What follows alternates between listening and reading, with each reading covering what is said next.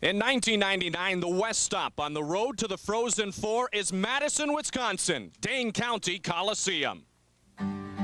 Don Lucia has Colorado College in the NCAAs for the 5th straight season, led by Hobie Baker finalist senior Brian Swanson. John Popst has been a major component in St. Lawrence's magical return to the tournament, which begins in the West today and will finish only when one team has claimed college hockey's ultimate prize.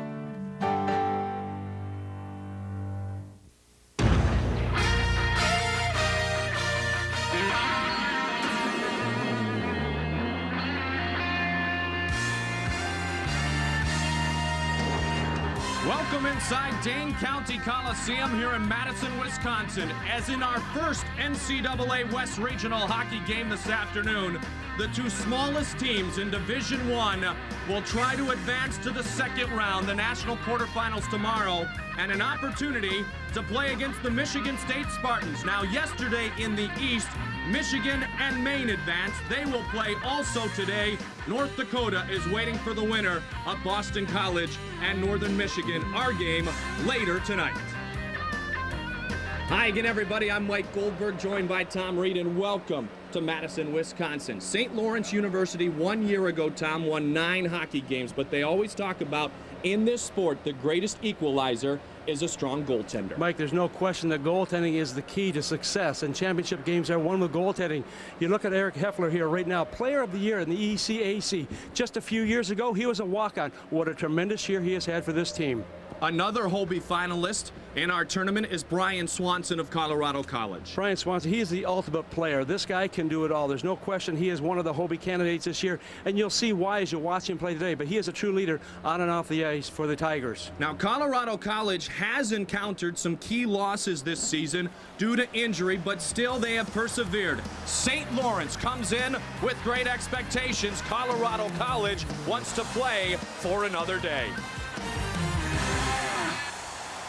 The NCAA thanks its corporate partners who dedicate financial resources, talent, and expertise to help emphasize the vital role intercollegiate athletics plays in society and in the overall development of student athletes. The support of higher education by these outstanding corporate citizens also provides funding for NCAA youth programs and NCAA championships. The NCAA and its corporate partners together building a better experience for our student athletes. The 2000 NCAA Hockey Championship is coming to the Providence Civic Center in Providence, Rhode Island, hosted by Providence College. Don't miss your chance to see the best teams in college hockey compete next year at the Frozen Four on April 6th and 8th. For tickets, call 401-865-2500. That's 401-865-2500. Or visit the NCAA website at www.ncaa.org. Over the years, a lot of businesses have put their names on one line of trucks, the one that's overall the most powerful line of pickups on the road, the one that was first to offer quad cab versatility, and the first and only full-size pickup to receive J.D. Power & Associates' Most Appealing Award 4 years running. We understand this name faith. We're pretty fussy about what we put ours on, too. Dodge Ram. The rules have changed. Get ready for raps that'll knock you out. Subway announces the new steak and cheese wrap. Wrap it up, wrap it up. Juicy and tender. Wrap it up. The new turkey breast and bacon deluxe wrap. Wrap it up. Crunchy and scrumptious. Wrap it up. And don't forget the all-time favorite chicken parmesan wrap. So fresh and so delicious. Wrap it up. Wrap it up. Wrap it up. Subway, the way a sandwich should be. Check it out. Welcome back to Dane County Coliseum in Madison, Wisconsin, as NCAA Productions presents the 1999 Division I Ice Hockey Championship. Today's first-round West Region game features St. Lawrence against Colorado College. Hello again, everybody. Mike Goldberg alongside Tom Reid, the two smallest schools in Division I, but one of the biggest goaltenders in the nation, Eric Heffler, the senior from Williamsville, New York, will make his 25th straight start. He is a Hobie Baker finalist. The head coach of St. Lawrence is Joe Marsh in his 14th season as the head coach, ECAC Coach of the Year for the 3rd time in his career. Colorado College 28-11-1 on the season. And Jeff Sanger, a freshman, starts in the nets, but he is from Madison, Wisconsin, so he should feel very comfortable with the crowd here today. And the head coach of Colorado College in his 6th season is Don Lucia, a Notre Dame graduate who is approaching the all-time numbers for the most winningest coach in Colorado College history. Our referees are Tim Benedetto, John Jones, and Tom Carpenito will call the lines. St. Lawrence in the road uniforms, their red uniforms, as they are the 6th seeded team here in the West, and Colorado College will be the home team, and they will wear yellow. Mike, one of the problems with this arena is the fact the ice has not been in very long, and the players were complaining a little bit yesterday about the chippiness of the ice. They have since seemed to have corrected that quite a bit. Talked to some of the players who skated today. They said it's much better today. This should be a good contest. The big line of Brian Swanson, John Austin, and the freshman Jesse Harima start the game. Watch number 6 in the yellow jersey. That is Scott Swanson, the highest scoring defenseman in the nation. Swanson has the puck deep in his own end. Tries to flip it ahead. Trouble shot on the short side. And the save made by Jeff Sanger, but a turnover deep in the Colorado College end almost turned into a dangerous situation. Well, that was a quick shot, quick jump up on the part of Eric Anderson, who will pick up the puck. Swanson has the puck right here, but a good, strong forecheck can force you into mistakes. Right here, you see the quick turnaround all of a sudden as Anderson comes in here, takes that quick shot, but Sanger very tight to that pipe, makes sure that he has it. Anderson, the sophomore, centering the line of John Cox and Bob Pryor, 2 seniors. Shot attempt, knocked down in front of the net. And they move it out of the zone. Colorado College, Swanson driven off the play by Bob Pryor and played again by Sanger. Sent way up the ice to Austin. He's onside, trying to leave it back, and now the puck played on the near side. Swanson gets it back, and Colorado College dumps it in. The puck bouncing off the stick of Cam Flyway. St. Lawrence now works it up through the neutral zone at the fight. Looks to leave it. Brandon Dietrich, very good freshman. Here's Colorado College. And the pass deflected away by Matt DeRozier.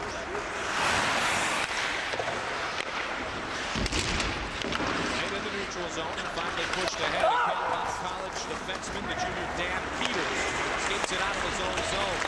On the near side, right back pass Flyway. Shot wide. High on the glove side of Eric Heffler. Peters falls down. St. Lawrence trying to take advantage, and Jason Wendell couldn't pick up the puck. Now Wendell has it. That angle shot high and off the arm of Sanger. Played by Colorado College's KG Voorhees. To the near side, and Kevin Benaruzzo. And left behind the net now for Dan Peters. Peters turned over again by Colorado College, into their own zone. And set up in front of the net. The pass never got there. Not clear out of the zone. Benaruzzo looked to flip it ahead. Good defensive play made by Chris Hartsburg. What we're seeing right now is so many turnovers by CC in their own zone. You don't see this very often during the season. They're guilty of it right now, and it's going to be costly to them if they continue to play that way. Anderson had the early scoring opportunity. St. Lawrence, the Saints out of the ECAC, picked 9th in the preseason polls. What a great season they had had. Colorado College now breaks it down and turned back over, played in the neutral zone. And once again, Colorado College not very disciplined. The defensive Final Four are the players on the back line of the defense in the way they're turning over the puck. Swanson is a man who won't turn it over very often. The senior from Cottage Grove, Minnesota. And offsides and a stoppage is called. Well, Carpen trying to get the puck across there to the center ice position, just a little bit offsides as you look at number 21, Winkler, Sean Winkler out of Bemidji, Minnesota. He's one of those many players who have had some junior experience playing in the USHL.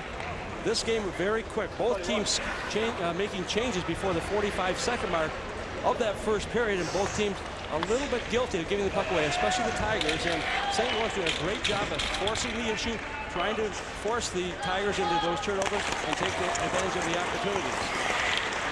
Draw one by St. Lawrence, and puck dumped into the Colorado end. Colorado College, as the ice icing was called, playing without two of their top three forwards, Tom. And Toby Peterson, who suffered a broken leg for the second time this year, and Darren Clark, the left winger, the senior from Superior, Wisconsin, who has missed the last 6 weeks with a broken arm. Well, you talk about certain players, and there's no question the Tigers will miss Toby Peterson, as you mentioned also. His second broken leg, and that's a very unfortunate incident for this player. Got sandwiched between two players and broke it in two places. You look at Darren Clark, he's out with shoulder up. He is skating, so he's just not ready to be in that game condition. Top one's missed on the ice, the Anderson line for the Saints and the Swanson line for the Tigers. There's Eric Anderson, the sophomore from Plymouth, Michigan, who has 10 goals on the season. Jeff Sanger, just a freshman, has been the starter for Colorado College since the end of November. St. Lawrence scoring basically dominated by their top line of Hotz, Pryor, and Anderson. And Hotz is the leading scorer on this team. Puck trickles in front. The whistle sounds in a stoppage with 16 minutes and 30 seconds remaining in the first period. Well, you look at John Austin, you saw him go for the net right away. He had missed 9 games with a sprained ankle, came back and played 5 or 6 games, then was out the last game at Minnesota in the playoffs. But he is back in the lineup here right now, and they feel full well that he is capable of being able to get to that net. Not very big in size, but a lot of tenacity. And he's one of the reasons for the success of the Tigers. Colorado College, if you talk about their main strength, it is their defense. Anchored by Scott Swanson, Dan Peters, and Paul Manning, also very skilled defensemen. Because of the injuries, they're not as dynamic offensively as they have been in years past. And St. Lawrence always impressed with the way Colorado College plays dynamically, but they have to be a little bit closer to the best with Peterson and Clark out of the lineup. Well, they do, but they also, both of these teams have a great deal of respect for each other. Although they don't know a lot about each other, they know full well to get to this level, to be at this game, they must have played pretty well over the years. So a little bit cautious, a little bit hesitant perhaps early on here, but I think you'll see both these teams open up a little bit more offensively. Al Fife steps offside. Brandon Dietrich is that freshman center we talked about. Heavily recruited player, the ECAC Rookie of the Year out of Waterloo, Ontario. 19 goals on the season. That is second best for the St. Lawrence Saints. 23 wins in the single season mark for the Saints. 20-win season in school history. Moved out of the zone by Colorado College. Stewart works it ahead. It is picked up by Justin Martin, the top-scoring defenseman on the Saints team. And the whistle and the stoppage once again. Well, you watch the Saints also. They're taking no chances in that defensive zone. Justin Harvey very quick to take that puck, move it up ice, trying to get out of the defensive zone so that the Tigers don't have any opportunities. A little bit off the mark on the shot, takes the face off. Now just inside, I believe, down by the to the right of the St. Lawrence goaltender. Yesterday in the East, Tom, we had no power play goals scored. It will be interesting to see as this game develops and one or two teams are taking a few penalties and power play opportunities present themselves, if any of these teams can use the special teams to advance in the tournament. Well, when you get into playoff hockey especially, the one thing is special teams do make a big difference. If you stay out of the penalty box, you have a less chance of having goals scored against you, obviously, and that's what I think both these teams have to be careful of. Great opportunity in front of him. A good save by Heffler off the shot by Cam Cryway. Pardon me, that was Chris Hartsburg, number 22, with the opportunity. Hartsburg centering this line for Colorado College. Puck now goes behind the Colorado College net. Centering attack. Deflected aside, but not cleared out. Kept in the zone by Ray DeLoro. Now Chris Hartsburg. Has it on the far side boards. Pass up ahead to Clark. Clark able to move it out of the zone. The younger brother of Darren Clark. Swept aside just momentarily. Now on the near side, Charlie Daniels tried to fight for it. Daniels now caught in deep to the defenseman. Trying to approach his opportunity to get a shot on that. The Northridge behind the net. Sean Muir and special teams opportunity forthcoming for Colorado College. It's St. Lawrence. With Karen behind the net of Eric Heffler, but cleared. And the power play forthcoming. Chris Chris Hartsburg had a great scoring opportunity a moment ago for Colorado College. We're scoreless, but CC with a power play. Americans love to go places. That's why we love Chevy Malibu. Up to 100,000 miles before its first scheduled tune-up. And now during Chevrolet's Highway 99, 2.9% APR financing or 1,000 cash back. So grab a friend, get in a Malibu, and hit the highway.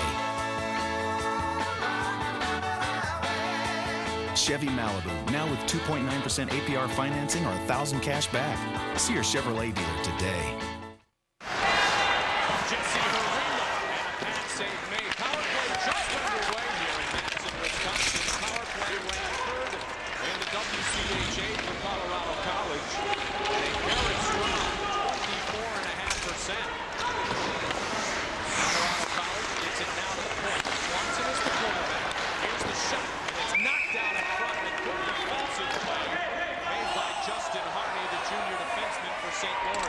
Well, you saw the little stick work also by Justin Harney going at it with Brian Swanson also. St. Lawrence penalty killing. Perfect in the ECAC tournament. 16 of 16. In fact, they have killed off their opponent's last 22 power play attempts. The penalty was on Sean Muir of St. Lawrence. A holding call at 5:26 of the first period of play, the first power play of the afternoon. And that being in the offensive zone also, a lot of times you're trying to grab on the players, giving your teammate that extra split second, all he needs to get in position for a shot at net. Saints can't clear, tapped in at the point, moved ahead, Swanson dishes it up, shot saved by Heffler, and he holds on. Well, you see Swanson when he gets the puck back in that point position, and what he's trying to do is to force the play to come to him and then slide it over just a little bit. But watch here as he makes a little pass across, and you can see the goaltender right here. Heffler able to see that shot coming all the way as it's moved in by John Austin, just getting the shot, trying to go on the short side. And Austin, forward, playing on the point, power play. Scott Swanson down. Now St. Lawrence should have a chance to clear. That's the penalty on Sean Moore. Is just about half complete. 1:02 remaining in the power play for Colorado College. And when you have the power play like this, you're not looking for a lot of shots, you're looking for quality shots. And that's what the Tigers are trying to do. Get themselves in position for that good open shot to the end. Austin shot. Heffler able to make another save. And we talked about Eric Heffler at the top of the show. He has been absolutely spectacular this season for St. Lawrence. Well, Austin's had 3 shots in this first period already. We're just a little over 6 minutes into this period number 1, which is still scoreless. You watch the long pass, rink wide pass, and of course you want to put it in position where your player is skating into it. No one to give it to right here as the defenseman's in the middle. He comes in here. Good job defensively to stay in the middle to take away any pass coming across. Second power play unit now of Colorado College, centered by freshman Mark Coleman. 50 seconds remaining in the net advantage. Madison seconds long, losing it. Peters has it at the point. Great shot in the traffic, just wide of the net. To the point spot for Peters again. Fires into traffic. And Heffler able to cover the puck and bring it in. A lot of traffic in front of Heffler right now. You can see the Tigers getting it back to that point position. Everyone's just cramming, trying to get in that slot area, creating some havoc at the same time, trying to take away the vision from Heffler so he can't see. Look at the top right of your screen. Look at the number of players in there. And yet Heffler is able to maintain his composure, focus in on that puck, what he has to do to make sure it doesn't go in behind him. 4 saves already on this power play opportunity for Eric Heffler. 7 saves to open the game.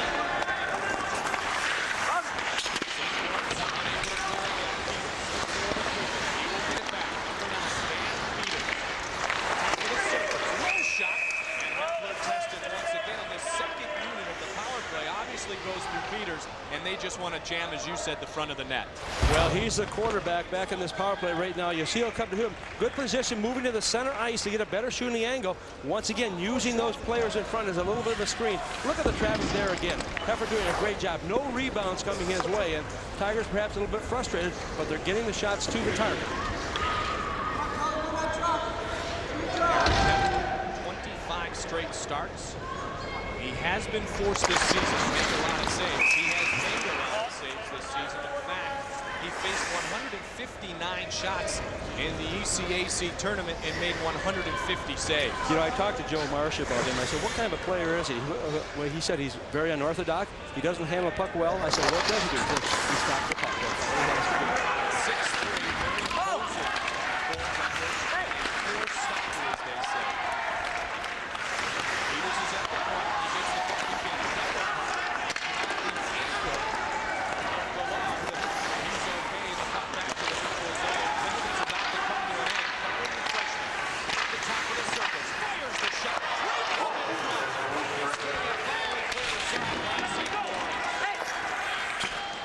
Deloro able to clear it out. And the Saints go on. The first penalty of the afternoon. Cullen does it back around the net. Deloro tries to chase it down. Colorado College slips the net can on net. And another save is made. So shots coming from all over the place as Aaron Carpin tried to test Heffler one more time. Well, he has really stepped up his game this year, especially in the postseason play. You watch here once again as the Tigers come in here. Watch Cullen right here. Good control, good patience. There's the shot right to the side. But also watch the puck is bouncing just a little bit. Trying to control is very difficult. And Cryway trying to hold on here and finally has to kick it just a little bit wide. Here's another chance coming. And once again, who's standing there? Colorado College did a good job playing face-off so far, Tom, winning a lot of very important draws. They won almost every draw during that power play. Thus, they were able to keep constant pressure on Eric Heffler. 11:54 remains in the first period. Scoreless between the Tigers and the Saints and Colorado College because of that power play with a great advantage in the shots category. CC looking to center again. Player goes tumbling, and the whistle sounds. It does not look as if we are going to have a penalty. And breaking towards the net. There's Johnson with another opportunity. Well, moving towards that net, you've seen a lot of traffic now in front of the goaltender, Heffler, and you could almost put a blanket on top of these players. Little move towards the net, a lot of sticks and legs in the way, and once again, the referees will be very quick to make those calls when that puck is out of their sight. A look at Paul Johnson for the Colorado College Tigers. He's had a tremendous year defensively for this team. Now 9-4 on face-off wins for Colorado College. And they have dominated the action in the last couple of minutes of play. Justin Hardy trying to tie up his man and another whistle. And if you, as you well know, Mike, when you win face-offs, you have to control that puck, and that's what wins so many hockey games. Having the puck more often than the other team has the puck. And so you work towards those endeavors to try to get control and move it around. Both these teams skating very well defensively. You look at the Saints right now, having to back up just a little bit. Don Lucia fully aware that his team is in here for a dogfight. They don't know a lot about the Saints, but they do know one thing. They're at this point right now, and they've got to be a little bit stronger towards their drive to the net to get some goals. 9-4 the advantage in many of these face-off wins. That one St. Lawrence controls has been inside the Saints defensive zone. Tumble for St. Lawrence player. And Colorado College picks it up. Scott Swanson moves it up ahead. Chased down by Brian Swanson, the senior from Eagle River, Alaska. And they are now relaying Brian Swanson and Scott Swanson. Scott Swanson, one of those players also that plays so well and so hard. And he's a gamer. He's their #2 scorer on the year. And coming into this game, 168 consecutive games. That's tremendous for a guy who's involved as much as he is. The record held 171 games by a former teammate of his, Cal Elfring, and also John Johansson, who played here at Wisconsin. 4th all-time scoring defenseman in Colorado College history, trying to catch up to Doug Lidstrom, around town in HNC, who has kept his career going very well after many seasons with the Vancouver Canucks. Behind the net is St. Lawrence. Once again, if you're just joining us, St. Lawrence in the red jerseys. They are the 6th seed, and in the yellow jerseys, the Tigers of Colorado College. Scoreless in our contest so far, 0 for 1 on the power play is CC. They turned the puck over early in the game, but now they have had some good opportunities, taking advantage of the power play situation. Pryor feeds it, shot high, controlled by the freshman Sanger. Ducked it back, high shot wide of the net, and played behind again. Saved by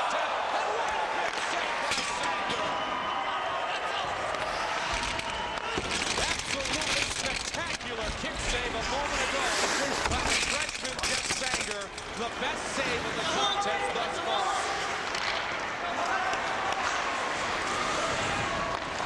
Another delayed penalty is going to be called, and Colorado College will have their second power play.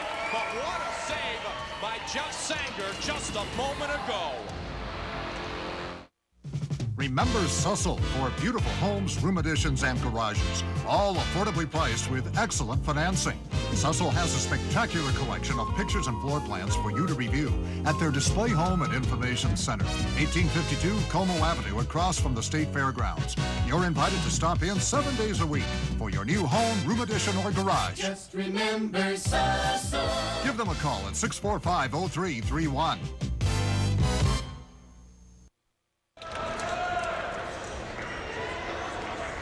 Penalty on John Popst for hooking at 9:54 of the first. Well, that's not what you want. Watch right here as Colorado starts to move out with the puck, and Pop's using that stick and that extra stride so often. That's not a dangerous position there. That's not the place to take a penalty. Here's the top power play unit again with Scott Swanson, the quarterback. Some say the best power play quarterback in the nation, and Austin going wide like he did the last time. This time, though, St. Lawrence picks him up, closes off the gap. Swanson, top of the dot, makes the shot, and the kick save made by Eric Beckler, a good one. Austin now works it behind. Brian Swanson's at the near side point. Scott Swanson at the far side. Here is Brian, moving in, backhand, no shot, rebound, and score! No, they're going to wave it off. I thought it went to the top shelf, and somehow it must have hit the crossbar, and Heffler makes another good save. Well, the Tigers coming very close, as you mentioned. Control the puck once again, getting to the net. You have to go in the backhand. You're forced here, and you'll watch Heffler right now. There's the save right here. The puck comes up a little bit as a shot is taken, coming up high here. Now watch where it comes in here. It's up high. It looks like it's going in. Not in. My goodness, what a great opportunity on the rebound. And it did hit the crossbar and bounced straight down. Well, that was deceiving. Had the top shelf on the rebound, and Brian Swanson, you see, making things happen with the man advantage. Scott Swanson loses an edge, picked up by Brandon Dietrich. Backhand, he scores! Short-handed goal for Brandon Dietrich, and St. Lawrence leads 1-0. Well, we don't see this happen very often. Scott Swanson lost his footing on the far side. We said before there have been some problems with the ice. Did he catch a run? Who knows? But Dietrich will make the most of it right here. You'll see Swanson goes down. And look at the focus here. The freshman forward just comes in here. He goes to the backhand. What patience also. He holds it, holds it, holds it, until finally he's got Sanger in a down position, and he just goes up high. Perfect goal. What a tremendous play to give St. Lawrence that first goal of the game. 10-48. Goal scored by number 10, Brandon Dietrich. First period, a Unassisted at short-handed goal 10-48. for Brandon Dietrich, his first short-handed goal of his college career. Unassisted, and St. Lawrence, after Colorado College hits the crossbar, scores about 20 seconds later. Power play does remain for another 50 seconds. So Dietrich unassisted at 10:48, and the Saints lead 1-0. 20th goal overall of the season for the freshman, and an offsides called against CC. Boy, this is where it gets frustrating right now for the Tigers, because they've had so many opportunities to put the puck in, but they have been stonewalled by Heffler, the goaltender. St. Lawrence comes back, they get a shorthanded goal. What a big inspiration it is for them right now. And when you can score early like that, you get that confidence coming in. They know full well that CC is one of the premier teams of the country. All of a sudden, they're starting to think, hey, guys, we can beat this team. We need some more goals. We have one right now, but we need this youngster to play well back in the pipes for us. Now, when you have Eric Heffler back there, certainly as a player on the St. Lawrence team, figure to have a two-goal cushion. They're in pretty darn good shape. Peters at the point. Near side boards, it's Mark Fuller. Fuller back to Peters. Advance up and deflected wide of the net by Swanson, who was parked on the near side post. Peters trying to get that quick shot away right to the side of the net. You'll watch them quite a bit. They'll bring those wings in. They'll just camp there, and they'll try to get that little quick pass, long pass, deflections, whatever they can. And Swanson's just not able to control that pass. as it comes just inside and goes up over top of the glass and brings the face-off outside the St. Lawrence zone.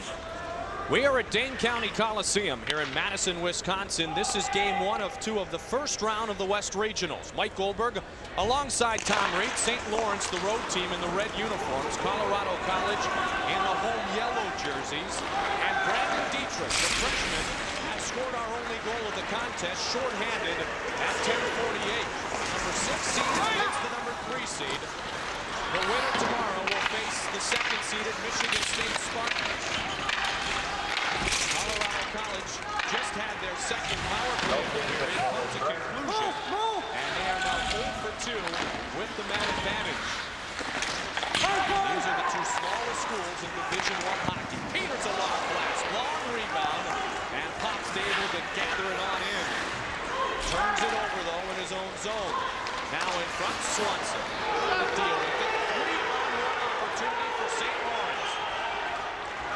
Left behind, and the missed pass opportunity. No shot on goal even on that 3-on-1 for St. Lawrence. Well, Gillard made a play coming back in the 3-on-1, as you mentioned, tried to make the pass across right into the center ice position, but that errant pass all of a sudden brought the puck the opposite way. St. Lawrence did a nice job defensively in their own zone, moving the puck up ice right here very quickly. They'll get possession as you see the rebound coming here, but the Tigers can't get to those rebounds. Saints doing a good job of getting the puck, and all of a sudden that transition game has to take place, but you've got to be ready on the move, and when you get those 3-on-1s, you at least want to get a shot to the net. These teams hoping to advance to the Frozen Four in Anaheim. Thursday, April 1st, and Saturday, the championship game, April 3rd, for college hockey's ultimate prize. It has been a while since St. Lawrence has played in this tournament. Their first NCAA appearance since 1992, when Colorado College has tied a school record. This is their 5th consecutive trip to the NCAA. Clark in the neutral zone. Working to the outside, look for the drop pass. That was broken up. Colorado College trying to clear it out of their own zone. They're able to advance to the neutral zone, where the puck is taken by Chris Hartsburg, the son of Anaheim head coach Craig Hartsburg. Hartsburg's had a very difficult time this year also, in the fact that he's had some major injuries. There's a look at Anderson, who had that great shot that we talked about earlier when Sanger made that save, that kick save from about 20 feet out. He was just bearing down Anderson, one of the premier players for the Saints this season. 30 assists he has coming into it. There's a look at Hartsburg once again.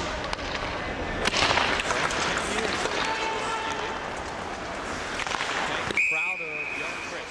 Long shot gathered in, and the face-off will come within the Colorado College zone. This is a pretty young team. There are some quality seniors for Colorado College, Tom, but 7 of the 19 players in the lineup for the Tigers today are freshmen. You saw Sanger, one of them, and Don Lucia said to me yesterday he'll be interested to see how his freshmen react in a championship situation. Well, the one thing about Lucia also, he has recruited very well. When you look at the Swansons, when they came in to play in the college ranks, they came out of the junior ranks, and they were 20 years of age, so they had some pretty good experience at that stage of their life, 17, 18, 19 years of age, growing mentally, physically, position where they will be very strong coming into college hockey. Long shot wide of the net. Line checking out on the ice right now. Bert Nelson, Sean Winkler, Aaron Carpet. High shot saved by Heffler. Heffler has faced some shots already today.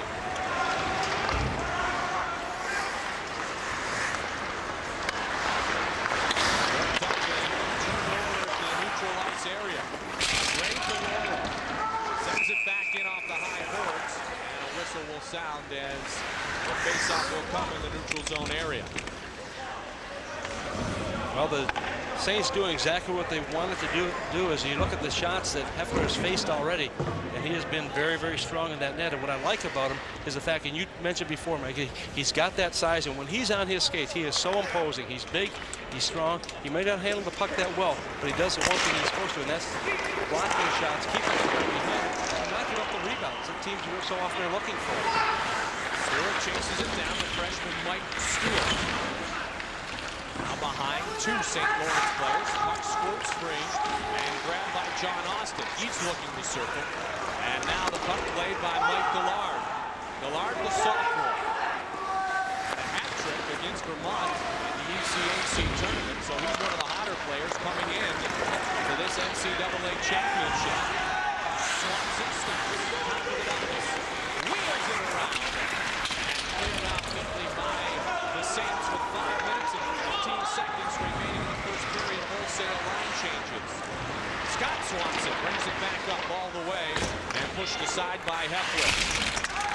Behind the net, it's Austin. His centering attempt intercepted and worked out in the zone by St. Lawrence. An icing forthcoming and another stoppage. We will step aside after this word from the NCAA.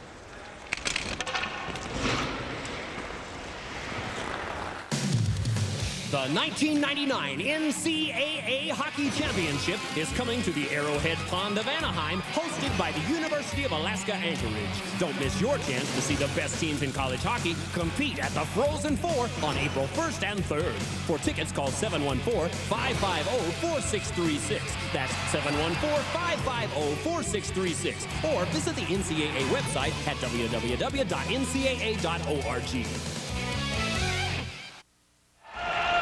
St. Lawrence and Colorado College would like to play in that Frozen Four tournament. This is their first round game. Quick shot goes off. And Colorado College player in front of Eric Heffler. Heffler has faced a lot of shots already, as we mentioned.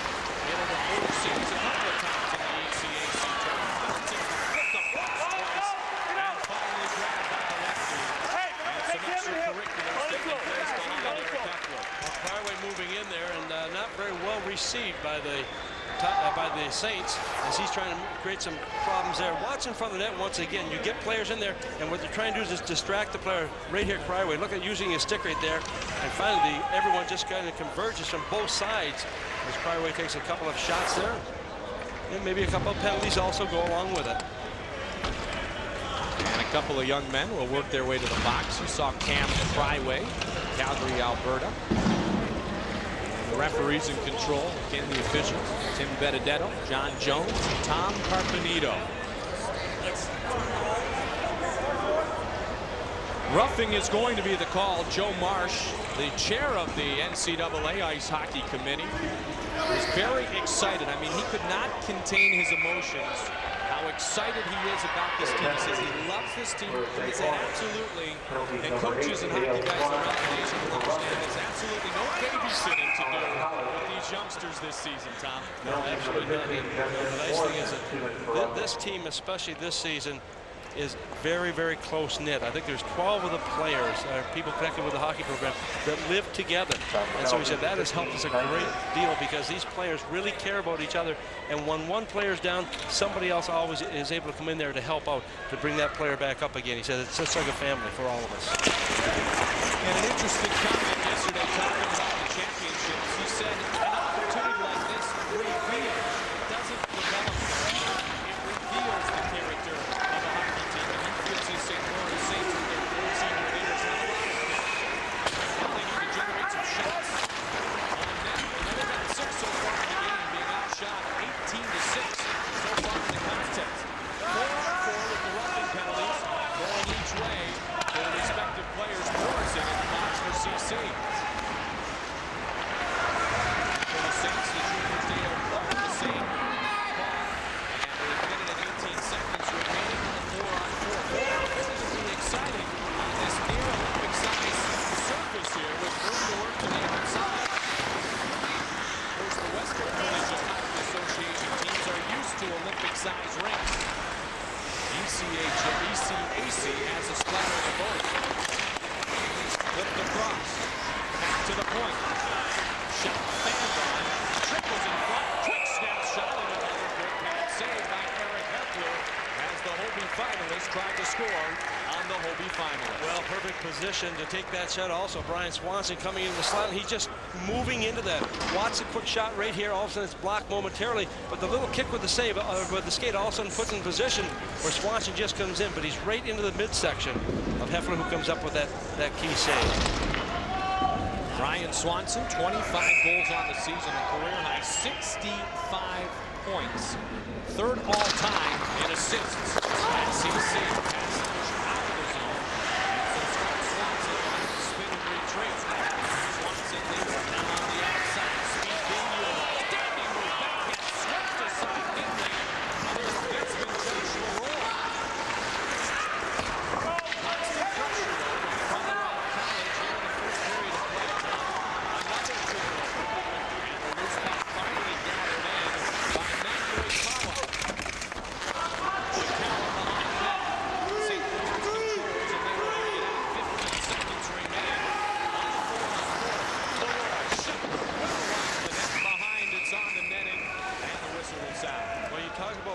defense, and that's what we're seeing right now by the Saints. They're just trying to control things in their own zone. They're having problems, but they're getting the goaltending they need to make things happen for them.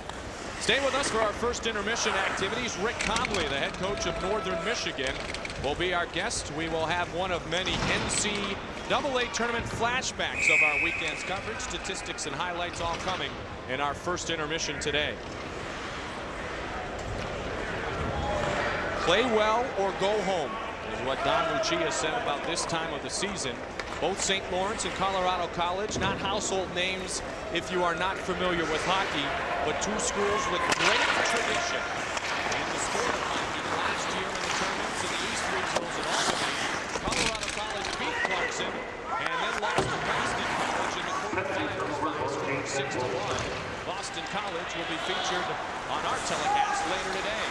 Nichols has left but now broken up. Maybe one too many passes once in a while for Colorado College. Also very defensive play by Eric Anderson coming in back in deep and held all his teammates. So you see again in the gold jerseys, yellow jerseys if you will, and in the red, the Saints of St. Lawrence with their 23 victories on the season. They tried to dump it deep, but it was broken up and played by Brian Swanson. Again, a whistle and a stop.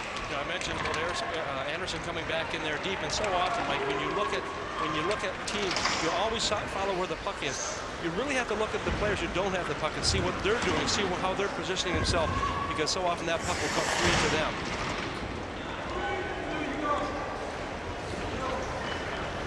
St. Lawrence University, located in Canton, New York, upstate community team in New York. In that area of the nation, Colorado College, beautiful Colorado Springs. Stewart bounces his man off the puck. Peters plays it behind. Van Peters, offensive-minded young man, works it up ahead. We've already seen Peters in that second unit of the power play, quarterbacking it very well. Mike Cohen fights back for the puck. St. Lawrence looking for an opportunity. Shot kicked aside by Sanders. This young line has been somewhat effective for St. Lawrence, but that's the first shot in quite some time. Mike Millard, Brandon Dietrich, and now two sophomores and a freshman on the second line for St. Lawrence. Dietrich again has the only goal in the contest, shorthanded at 10:48 in the period. Unassisted goal. Peters flies it high and wide. Carpet behind. Now it is picked up by Colorado College. And left on the far side, Moore. To the point, Peters has it. One-time shot, chip save, and again by Heffler. He has missed about 20 shots here in the first period. Going to be a penalty. It is going to go against St. Lawrence. And once again, with 57 seconds remaining in the period, Colorado College will have a power play opportunity to try to tie this game. Holding is going to be the call. Well, once again, St. Lawrence taking a penalty. This is the third time in this period that they'll have the opportunity. No question about the call right there. The little dance taking place. And of course, if you're being held, they can try and show a little bit more at the same time. And that will be Justin Hardy, who goes to the penalty box for the Saints, puts his team shorthanded with 57 seconds to go in the first period. How long, Tom, can St. Lawrence continue to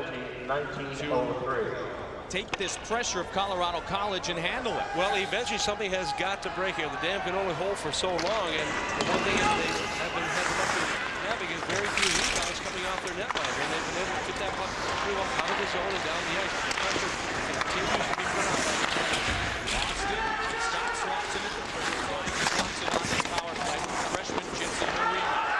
Here is Brian Swanson. Low shot deflected in front neatly by Justin Morrison. Now it's Brian Swanson.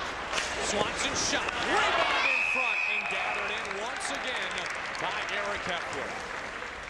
You're going to see this shot coming from Swanson, and also watch the goaltender, Eric Heffler, not quite sure where the shot is going to wind up, but because of his position and experience, he is just going to move across knowing full well the puck has to be there someplace, barring any type of deflection. See him trying to look around the players in front, and that's what the players want to do. They have to stay out of that crease area, but he takes that little peek around, and all of a sudden, he just moves to the left, able to come up with a puck. 21 first period saves for the Herbie finalist, Eric Heffler. Led his juniors in Oshawa. He is amongst the nation's leaders in goals against and save percentage.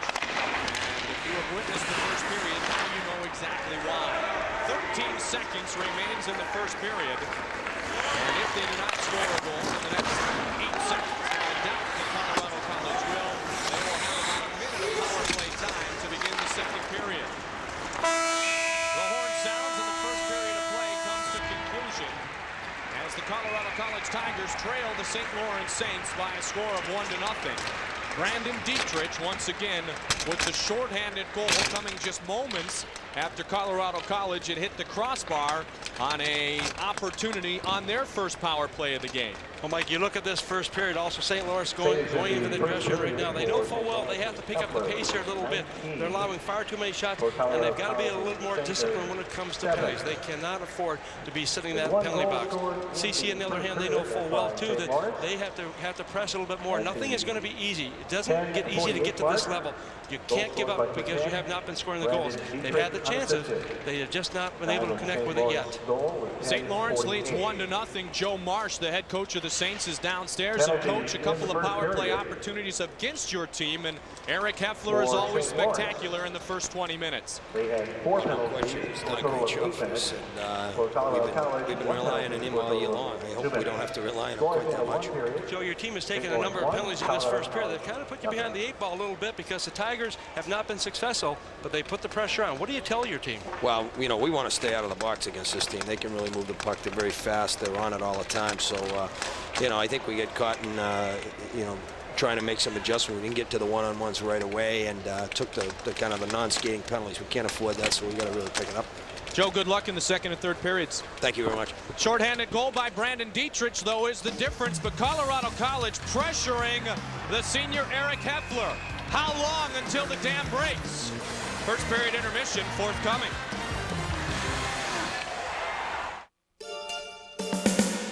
How long does it take to turn Dodge Durango from the sport utility with the most passenger room in its class into the one with the most cargo room? Not long enough.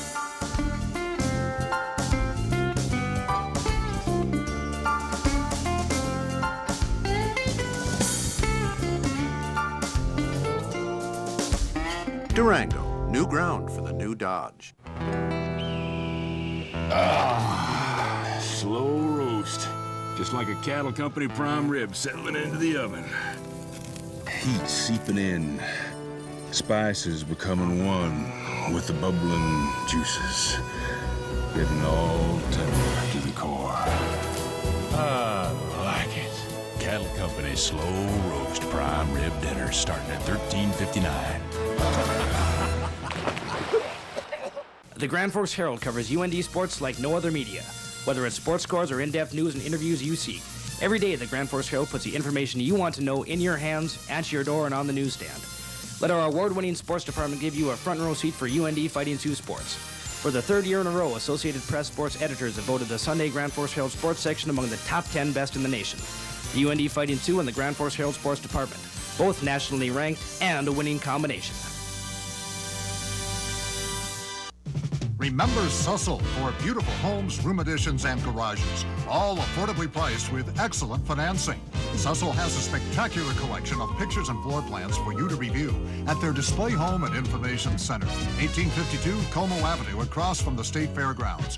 You're invited to stop in 7 days a week for your new home, room addition, or garage. Just remember Sussel.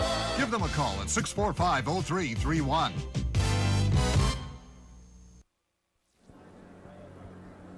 Let's go back to March 30th, 1996 on the banks of the Ohio River, Michigan and CC. Ready to let her rip.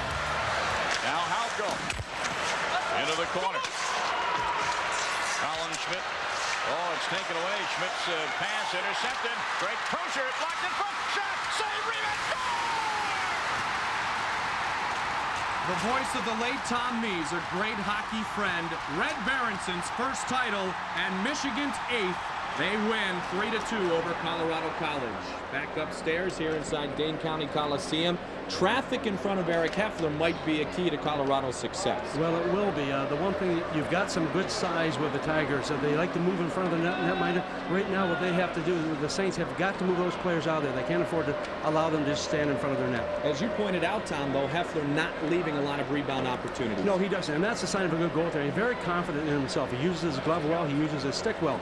But the one thing is, when you're going to score goals, you so often will get those rebounds. If there's none to be had, it's hard to get them. St. Lawrence is in the locker room looking to make some adjustments. Colorado College would like this second and third period to go the same way the first period did, although they do trail 1-0. Rick Conley coming up next. To make the new monster roast beef from Hardee's, we started with a foundation of bacon and cheese. Then we piled on the roast beef.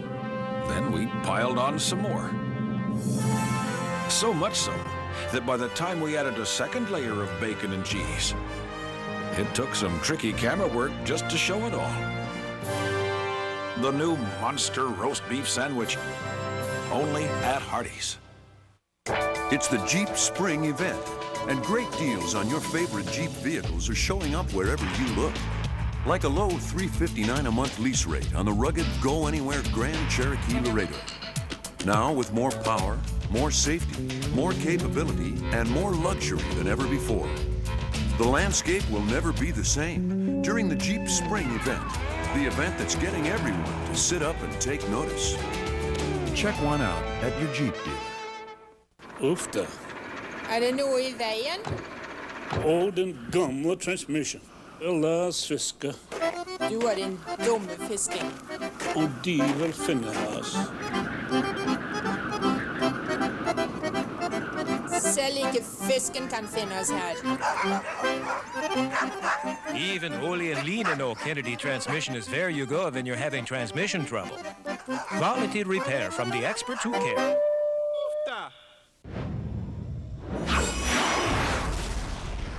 Well, there's a lot of great moments during that week at the British Open.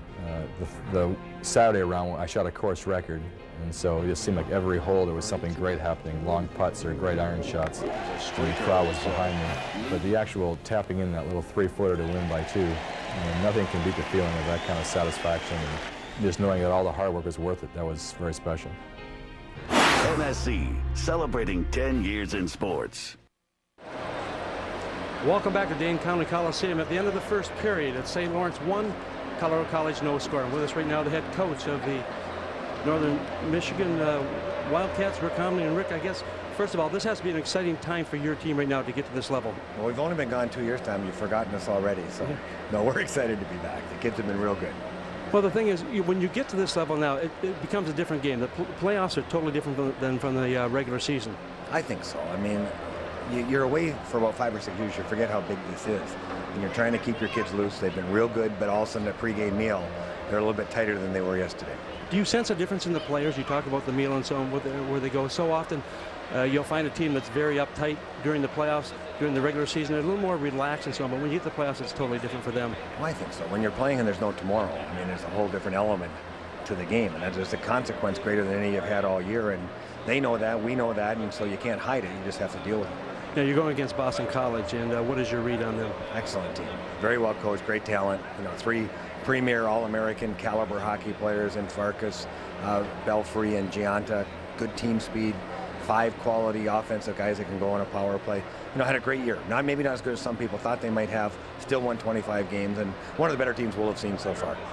Rick, it wasn't too long ago that it was very difficult for a lot of the college players to make it to the NHL, but that has changed so much now. When you get the NHL scouts coming to these games, looking at these players because they seem much more mature, much more physically capable of stepping right into the pros. Well, they're looking for depth, too. As expansion creates that, whether it's college hockey or pro hockey, there's players now that are going to sign contracts that aren't ready from the National Hockey League. We could use them as seniors. They're going to take them, put the American League, but everybody's got to have people.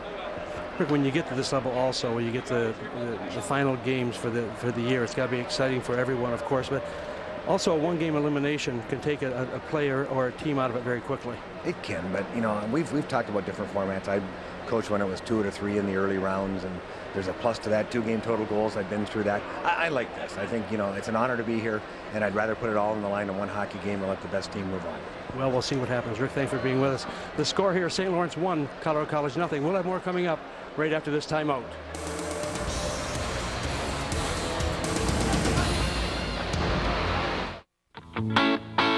Meet John Grieber. This is what he does. This is what he drives. Chevy S10 with armored brake lines. It's rugged, just like John. And now during Chevrolet's Highway 99, it comes with 0.9% APR financing or $1,000 cash back. So John can save his money for more important things, like health insurance.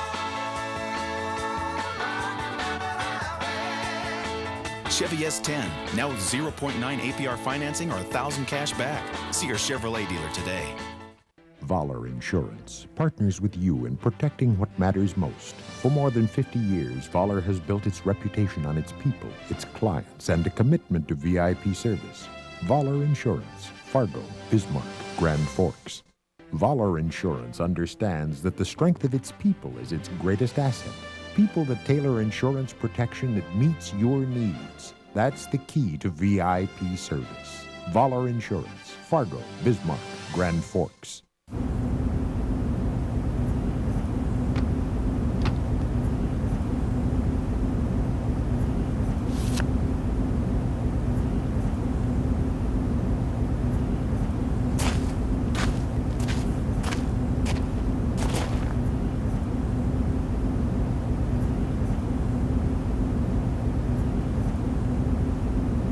Get closer to the game. Twins 99. Mom and Dad, here's a chance for your kids to be part of the U of M Gophers Women's Program.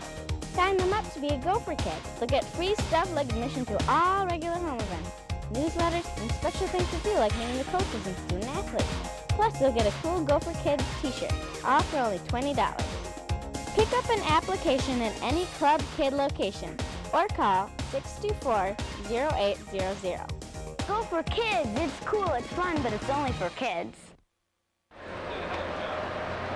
The St. Lawrence Saints, the 6th-seeded team in the Western Regional, leading 1-0 over Colorado College after 20 minutes of play. Mike Goldberg, Tom Reid back upstairs. We talked about the goaltender, Eric Heffler, at the top of the show. He is, as advertised, forced to make 20 saves in the first period. Well, for a lot of players, they like to get into the action early, and they like lots of action. Goaltenders are no different. And you watch Heffler as he plays in this first period. He had a lot of action, but he would like a little bit of a relief, I think. He needs to get his team at the opposite end. They need more control in that Tiger zone. Right now, the Tigers putting a lot of pressure on. They haven't been rewarded with any goals yet, but you know full well that they're a team that can score goals. Well, goaltender's best friend is the post, and count the crossbar as part of that. The crossbar helped him the one time, but most of the times in the first period, Eric Heffler very solid. He picked up the loose pucks, he brought in the rebounds, and he did not give Colorado College second chances. Well, and second chances is critical. If you give up a lot of rebounds, the chances are those pucks are going to go in eventually. The Tigers still looking to get that second opportunity, but he has been able to take that puck, move it away, or just pull it into his pads to hold on to get the face off. And the Tigers are one of those teams that likes to skate. They like the opportunities. They keep pressing here, but they're not getting the shot where they want to put it, and that's behind the goaltender. And the longer it goes, the tougher it becomes for Colorado College. Well, as we look at the first period highlights, one of the strengths of Eric Heffler is his glove hand, that big left glove hand, if you will. And if it takes 1, 2, or 3 times off the blocker, he'll bring it in. Yeah, it doesn't matter. At 6'3", he's got the capabilities of reaching out and grabbing onto something at any point. But we're getting chances at both ends also. And watch this shot right here. Anderson comes in. Great save by Sanger also as he takes that shot right into the pad area. But both teams very good at trying to move this puck out. But a little errant pass here by Scott Swanson results in a miscue, and all of a sudden Dietrich, with great patience here for a freshman, comes in, gets Sanger down, puts it up. The only goal of this game so far. Well, of all people to lose an edge, you would least expect it to be Scott Swanson, and Brandon Dietrich scores the only goal of the first period. It comes shorthanded at 10:48 as St. Lawrence leads 1-0, despite the fact that they have given now this a third power play opportunity, which will continue in the second period. dominated on face-offs and dominated in the shots on goal category. And, you know, but the bottom line is, once again, Mike, it's who scores the goals, and that's the important thing. We talk about quality of shots, we talk about number of shots. It's a number of goals at the end of the game that count. You know, it has been said about Eric Heffler, he's the kind of goaltender that opposing players start thinking about on Wednesday. If he keeps stoning CC, when does it start to become a mental thing? Well, right now, I think it's a mental thing for both teams. The fact that Heffler is playing so well is very positive for him. He's a very confident goaltender, and he feels he can't be beat. On the other part, the Tigers have been through this before. They know full well that they have got to keep on pressing. And once they get the first one, they feel very confident they can get that second and third one. But getting that first one has been very difficult. Off to a slow start at Colorado College. Now they are running on most cylinders, but they have to solve one of the finest goaltenders in the nation. 1-0, our score after one. Back with the second period in a moment. Thanks its corporate partners who dedicate financial resources, talent, and expertise to help emphasize the vital role intercollegiate athletics plays in society and in the overall development of student athletes. The support of higher education by these outstanding corporate citizens also provides funding for NCAA youth programs and NCAA championships. The NCAA and its corporate partners, together building a better experience for our student athletes. The 2000 NCAA Hockey Championship West Regional is coming to Mariucci Arena in Minneapolis, Minnesota, hosted by the University of Minnesota. See the best teams in college hockey compete for a trip to the Frozen Four. Mariucci Arena will host the NCAA Hockey West Regionals next year, March 24th and 25th. For tickets, call 612-624-8080. That's 612-624-8080. Call now. St. Lawrence Saints leading Colorado College by a score of 1-0. St. Lawrence trying to return to the Frozen Four. They were runners-up in 1988 when they lost an overtime game at Lake Placid to Lake Superior by a final score of 4-3. And Colorado College lost in the semifinals in 1997. Now, last night, the Michigan Wolverines of Red Berenson took step one towards becoming the first repeat champion in 27 years, but they trailed in the hockey game by a score of 3-0 to Denver. Paul Fears with the goal to make it 3-0, but then Michigan came a storming back. First, Greg Crozier would make it 3-1. Then Sean Richland would make it 3-2. And on this goal by Dave Huntsinger, a pretty one-timer, this hockey game was tied. Michigan would go ahead 4-3, and then a little insurance comes the way of Mike Comrie.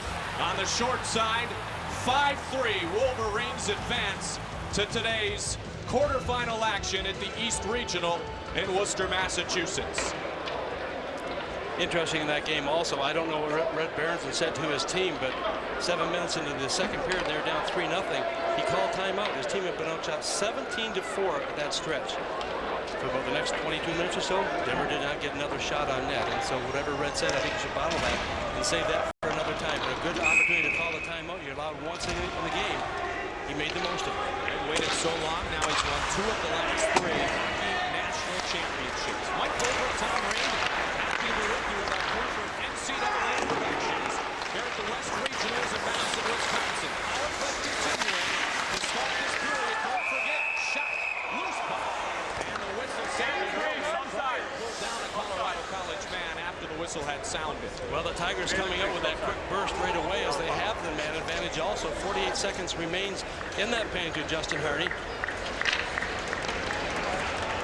Face-off is going to come outside the zone right now. They may have called as a player being in the crease, and that's the reason for that.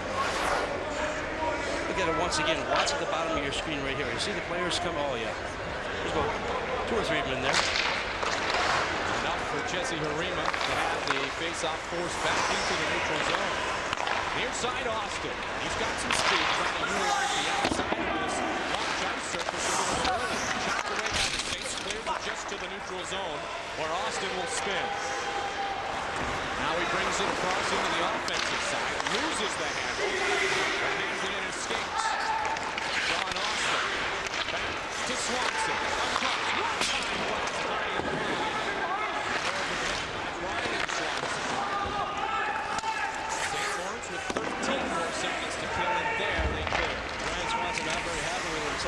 shot. He just took his stick and kind of slapped it down on the ice after taking the shot. He knew full well it was not a good shot being that high. Scott Swanson was victimized by the bad edge on the short-handed goal by Dietrich. He was pressured a moment ago behind his own net.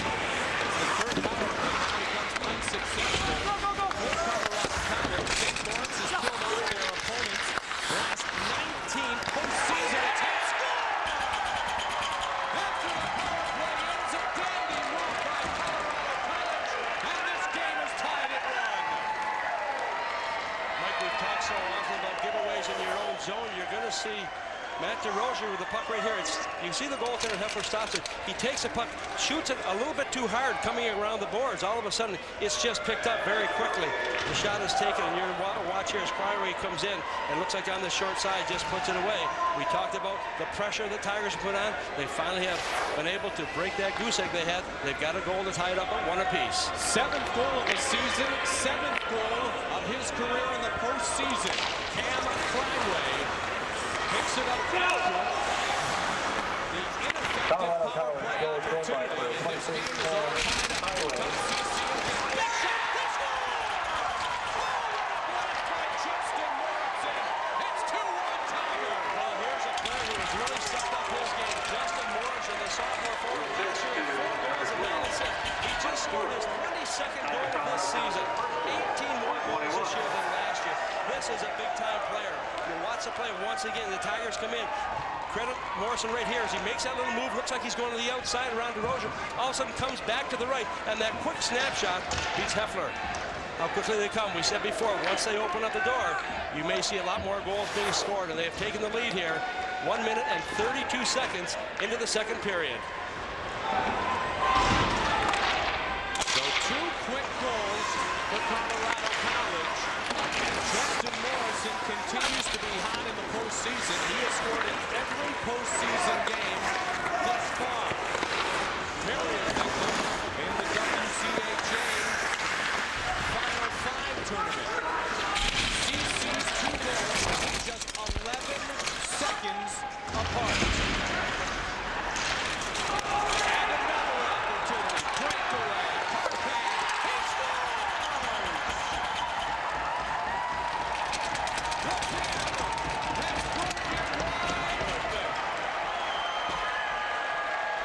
Well, I think if the coach, John Chia, gave perhaps a speech of his career after that first period.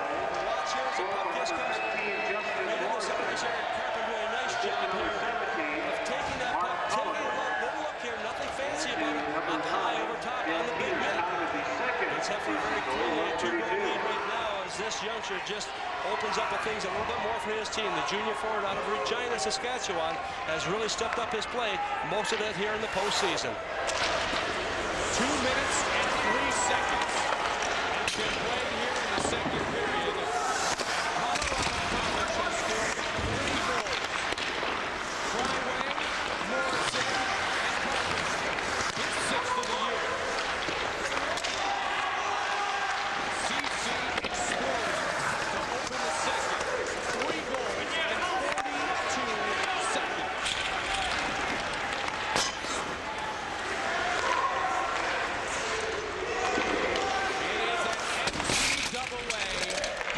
Championship record. 51 was the previous time span in which 3 goals were scored. And CC puts it in the books here with 3 and 42. Swanson trying to add on. Penalty forthcoming. As CC touches up. Well, I believe that's going to be John Austin is going to pick up a tripping penalty well and behind the play, as he got his stick on the skates of Eric Anderson. And so this will give his team a shorthanded situation. When you get the lead like this, the last thing you want to do is have to go to that penalty box. Right here, watch where the stick is. Right along the skates, pulls them down. The referee very quick to make that call. This will give St. Lawrence a power play opportunity. They've been looking for one of these in this game. This will be their first. Tripping is the call. St. Lawrence scratching their head now. Colorado College, penalty to number 32, John Austin. Good talk in the locker room. They've come out and set an NCAA record with 3 goals in 4 time of the penalty 301.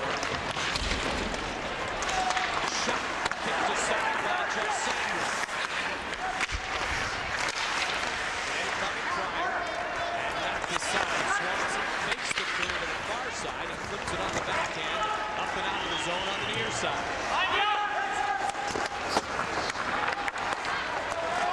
The first two were 11 seconds apart. Goaltender Eric Heffler without his stick. And he retreats and grabs it as the puck now sent into the Colorado College zone and played behind the net by Dan Peters. Peters works it across. CC trying to clear. There's the freshman Dietrich. For the senior Bob Pryor. Point shot. And then wide of the net. Colorado College never killed this year. Ranked first in the WCHA. Power play efforts not great. But Dietrich is the man who has scored the most power play goals for St. Lawrence. He had the shot gloved by Jeff Sanger on that opportunity.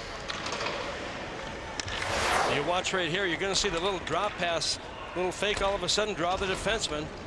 And watch Sanger also. The puck is kind of flipping just a little bit. He's able to grab onto it as Justin Harney is coming into that crease area looking for perhaps a rebound to be had after the shot by Dietrich.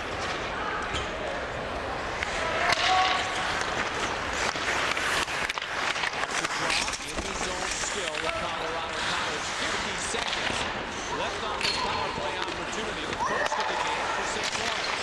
Low shot, pad save, and cleared out once again. Paul Johnson making no mistake of taking that rebound off of his netminder Sanger and just shooting it all the way down the ice.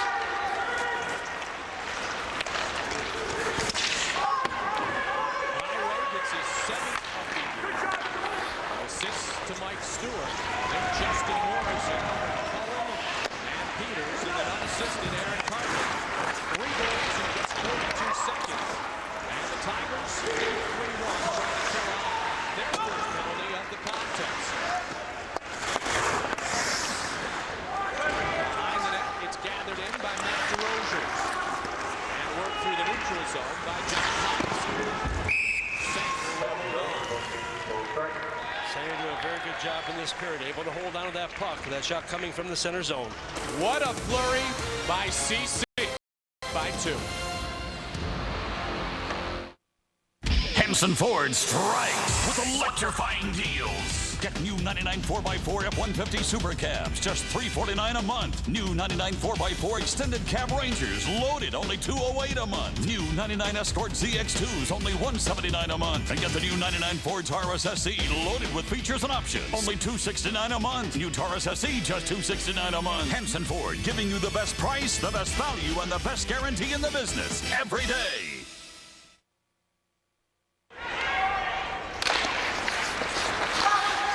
Play has come to conclusion. 15 less minutes remaining now. And Joe Marsh said, I'll tell you what, we cannot continue to depend solely on Eric Heffler. He was right. Prophetic, if you will, when we talked to him at the end of the first period. St. Lawrence now has to try to regather their composure, Tom, and try to get some scoring opportunities because there is still a lot of hockey to be played. Well, there certainly is. But you know, this is a big adjustment for this team also. They're used to a rink that's 200 by 85. All of a sudden, this rink is 97 feet wide. And it makes a big difference how you position yourself. When you think you are, you're not always there. There's a lot more room to be had between you, perhaps, and the boards. Early in the game, we saw John Austin just wheel down the far side, and I think that's a perfect example of what you just talked about. Well, that 15 feet, you know, that most Olympic side rinks have compared to the smaller rink, the NHL size, which is 200 by 85, gives a big advantage. This is 97 feet wide, so it's not quite the 15, but it also gives that extra free room out there where these players can scoot perhaps a little bit more wide than they normally go, and give them the opportunities when that puck comes to them. We've talked before that perhaps the comparison to make is that the WCHA is like the SEC in football, high-flying offensive, and the CCHA and some of the ECAC is more like the Big Ten, the grinded out defensive small rink style of play. Yeah, absolutely. In those smaller rinks too, you get so often you get a lot more physical game. Less room to maneuver and to get away from those checks. A higher element of physicality. Well, that's what I like. I voted into it. St. Louis trying to score their second goal of the game. Puck is out of netting behind Jeff Sanger. Well, college hockey fans, grab a pen or pencil and write these important phone numbers down. Ticket information for next year's NCAA Hockey Championship sites can be reached by calling the following phone numbers. In Albany, it's 518-276-6262. That's the East Regional. West Regional will be in beautiful Mariucci Arena in Minneapolis. You see the number there. And for next year's Frozen Four in Providence, 401-865-4672. Another face-off won by Colorado College. That was lost off the stick of KJ Voorhees. A couple of rubber combinations on this Colorado College roster. Voorhees, his brother Brent, who playing together collegiate. KJ, the older of the two. Shot saved, Sanger, loose puck in front, and wheeled aside. Out behind the net. Finally, cleared aside by Chris Hartsburg.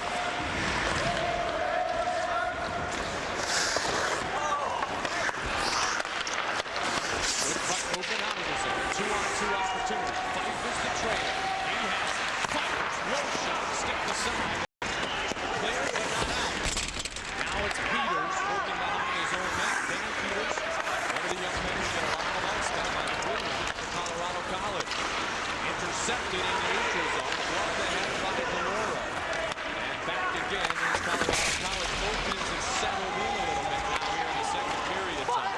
Yeah, they have. There's no question that right now you've got the Tigers trying to come out of their own zone, but they have been pretty well taken to task with a good solid forecheck here coming by the Saints. And right now that long errant pass will bring the face-off back into the St. Lawrence zone, but that few seconds resulted in a big deficit right now for St. Lawrence Saints. Those goals coming so quickly apart, as you mentioned, just what, 42 seconds between the three goals, but CC trailed by a score of 1-0 after the first period. They now have that 3-1 lead. That's a big plus for them, a lot more confidence in their step and in their stride and how they shoot the puck. As I said, the Saints, if you want to put a Cinderella tag on our hockey championships, are certainly that. As they were picked to finish 9th in the ECAC, just 9 wins one season ago. They have been very good, finishing 2nd at the ECAC Hockey Championship one weekend ago. They trail by 2, and it will continue to be 2. It's hot shot to stop by the goaltender, the freshman Jeff Sanger. Well, John Pops, their assistant captain, doing a good job of getting control of that puck get behind the net. Tried the little wraparound, got out far enough from Sanger here as he'll take the puck get behind. Tigers a little bit errant and getting that puck moved off to the side, and he just moves out. Look at Sanger, how quick he is to get around here. You can see Pops go out deep enough, trying to get up the puck high enough, but was not able to do so, and Sanger just finally holding on. St. Lawrence getting more shot opportunities here in the second period thus far than they did in the first period. Delora tries to lead it. We've only played about 8 minutes here in the second. Anderson turned it over at the blue line. Austin picks it up. His pass just in front of Ryan Swanson, who whistles it down to Jesse Harima. He's bounced off the puck though. And St. Lawrence will try to break it out in their own zone. On the near side, Pryor. Lost to Swanson. After a few bounces off some skates, it is brought up by John Potts. And 2 defensemen converge on his offensive attack. Neutral zone for Rozier, sends it right back in. Players checked up and go offside. And dumped in by Johnson and blown by Hector. That's their first defenseman. 3rd-seeded Colorado College, leading 6th-seeded St. Lawrence. 11:15 remains in the first, and the whistle sounds, and we're going to have another penalty. It will be our 5th power play of the game. And this is going to be a charging penalty that will go against the Tigers. We talk about team discipline also. When you get the lead like this, the last thing you want to do is start picking up errant penalties. Let's little run here. You can see he just kind of leaves his skates from the ice just momentarily, and that will be a charging penalty coming at 8 minutes and 46 seconds. And that call will go against Cam Cryway. Colorado College penalty to number 20. Cryway was the first goal scorer of the day for Colorado College. 2 minutes And for 11 charging. seconds later, Justin Morrison. Tigers penalty to number 26, Cam Cryway. 2 minutes for charging. Colorado College penalty 8:46. CC forced to kill off the second penalty of this second period. Charging the call. 3 shots on that St. Lawrence power play, which came earlier in the second frame. Behind the net, Hepler trying to handle. sends it up the near side boards where Fife will pick it up, but only momentarily. Now regathers. Now Fife, a sophomore from Niagara Falls on the Canadian side of the border, Ontario. Clark ahead to Rogers, dumps it in. Behind the net, takes the work, Karam again, loose puck in front, backhand, they score! An opportunity taken advantage of by Fife, and it is 3-2. Well, he's had a very solid year with 12 goals and 12 assists. It took him 2 shots to get there. He was a little bit quick on that first shot, but you saw what happened. You have to be careful as a goaltender here. That puck comes off the board so erratically at times, and all of a sudden it squirts through here. There's Fife for the first shot, but look where the rebound is. No one can clear it. It comes right back to him. He's in position. It's in the net. They trail by 1 now as the Saints are battling back here. That goal coming at 9 minutes, 26 seconds of period number 2. Al Fife, a power play goal, and I'll tell you what, Tom, that is the second time that the puck has caromed awkwardly off that same part of the boards here at Dane County Coliseum. Al Fife has no complaints, obviously, and takes advantage of it, but it's where the Zamboni comes in and out of the arena, and both goaltenders are going to have to, as you said, be cognizant of the fact that the puck may take an off carom as it did there, and the Saints took advantage. And what you'll find so often, like if you go to an arena that's strange to you, you're not used to, you will take the opportunity to make sure you test the boards out to see how they work. If they have to kick out a little bit, it gives the goaltender a little better feeling, knowing full well that, hey, if there's a problem, I'm staying in my net. Swanson shot, ball deflected just high by Austin. As it was a little shovel shot towards the stick of his teammate. Full strength, both teams. Top line on the ice for Colorado College also. The Anderson line, the top line on the ice for St. Lawrence. Jesse Harima, the freshman. Behind the net, Swanson tied up. That was Brian Swanson. Now on the far side, Harima again, looking to get it up ahead to Scott Swanson. As Colorado College cycling quite nicely inside the St. Lawrence zone here. Here is Scott, leaves it for Austin. Austin around the outside. Now behind the net, looking, waiting, patient through the skates. The breaking Paul Johnson. Scott Swanson again.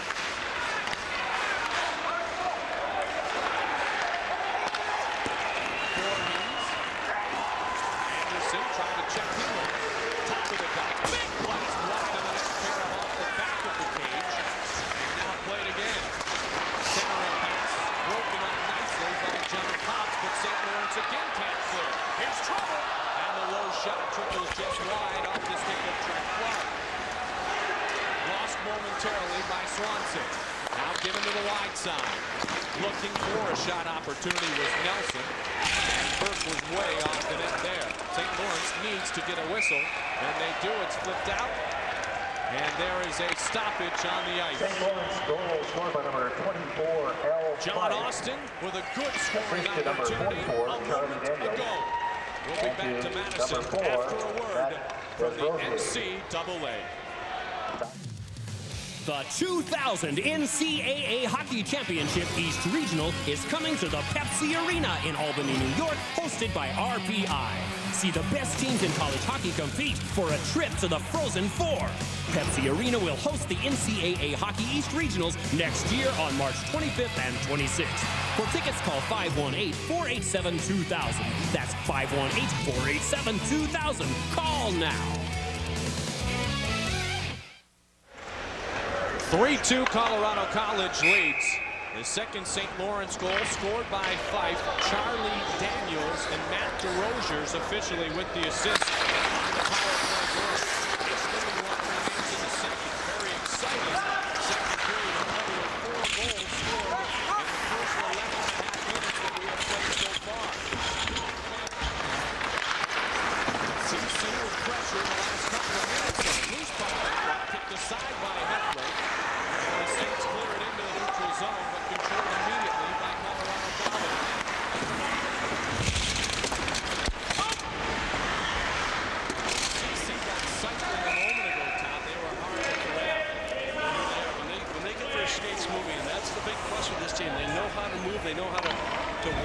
the field when they get into that offensive zone, but they have to keep their skates moving.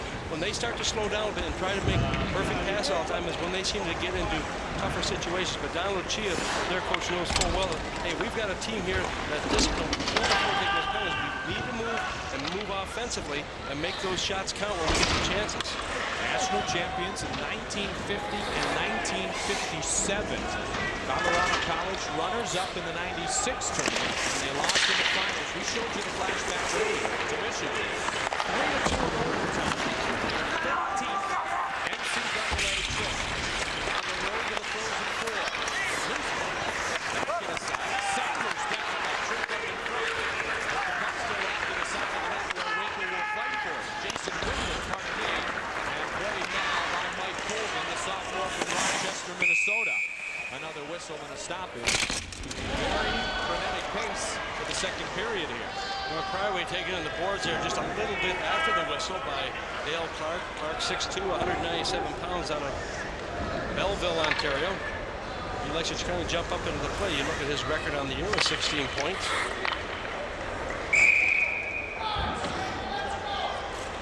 North Dakota, Michigan State. Tom waiting in the wings. The top two seeds here in the West Region. Against the Michigan State Spartans, the top defensive team in the nation. Ron Mason has 836 career victories. Second game this afternoon. NCAA is Northern Michigan and Boston College. Tigers again. Low shot at the net. Now played behind the net. See her run there. For the cycle. Morrison using his big body in front of the net. The defenseman. St. Lawrence has circled and moving up to the top. Morrison tried to quick pass. It was read by Kevin Benaruzo. Now brought up again. It's tapped by Paul Manning. Dumped into the zone. Way behind. Nice and laid back. He kicks it. Now Harina on the ice with Swanson. So the top line for Colorado College is on the ice right now for Don Lucia. Moves it in the neutral zone area. And he's knocked off the stick by the Colorado College player.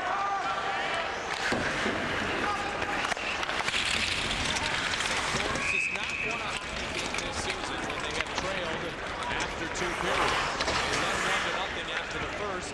Then those 3 goals in 42 seconds. And now Joe Marsh's team trails by a single goal with 6 minutes and 12 seconds remaining here. And he knows full well that he has got to get this team jump-started a little bit quicker right now. They need to get some opportunities to score, but when they get them, they've got to go in. His team, as you mentioned before too, Mike, kind of a Cinderella story getting to this point. Last year was just 9 victories. This year, 23 on the year. I mean, that's a big plus. Denver this year, 2 big schools. That really has some significant improvements. Denver with the biggest turnover in the NCAAs this year in the ice hockey competition. What a year it would be if St. Lawrence could pull off the win here, and it would be the first time they would face Michigan State and Ron Mason in an NCAA tournament game. And Ron Mason is part of the great history and tradition that St. Lawrence has. John Martin and Randy Sexton in the NHL with Ottawa now. Mike Keenan, Bill Wilkinson, the former coach at Western Michigan, Jamie Baker, and Eric Lacroix still playing in the NHL. Bill Torrey, one of the Hall of Famers as a builder. Also Miami Redhawks former coach Steve Cady, all from St. Lawrence University. The Silver Fox Ron Mason was a pretty slick centerman back in the early 60s. Johnson wins it on the line. Colorado College once again in the St. Lawrence zone. They expect a lot of this afternoon. Breyer and his teammates bring it up. Eric Anderson, the center-man sophomore. One of the point guards. He keeps it in the blue line.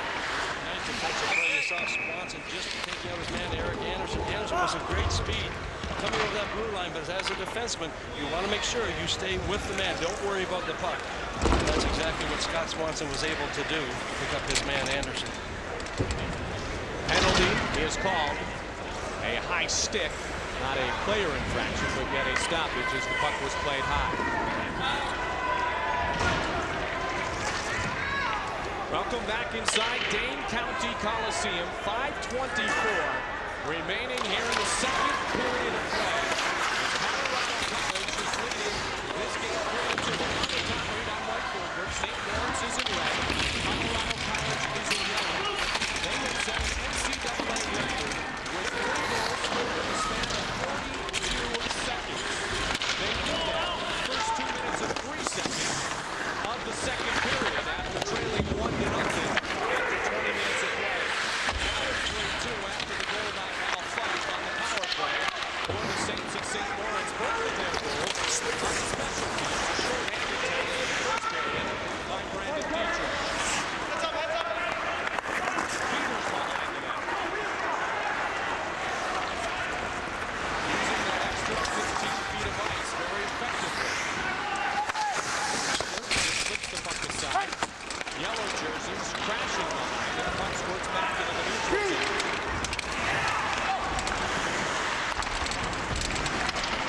Here comes St. Lawrence across the line.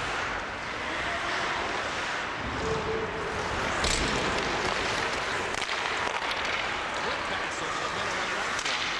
But both teams doing a good job staying true to their own blue lines defensively. Ortala, high shot, wide to the blocking side, and the freshman Jeff Sander, who has not been tested very frequently in today's game. And played behind Benaruzo, able to pick up the puck after it was lost by the forward Sean Winkler of Colorado College, and a whistle, and we will step aside. You are watching NCAA Productions coverage of the 1999 Ice Hockey Championship.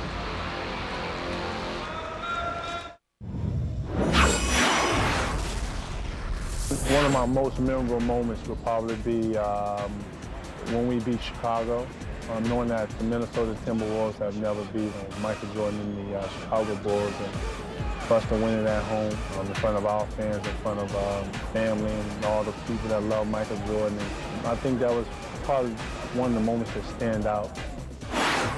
MSC, celebrating 10 years in sports. 3:44 remains in the second period as Colorado College leading 3-2. And what a great start it was to this period for CC. The pace has slowed a bit in the last 5 or 6 minutes. Both of them getting even opportunities, if you will. They don't want to give any life at all to the Saints. They want to keep them hemmed in there in that defensive zone as much as they possibly can. You watch right now and score!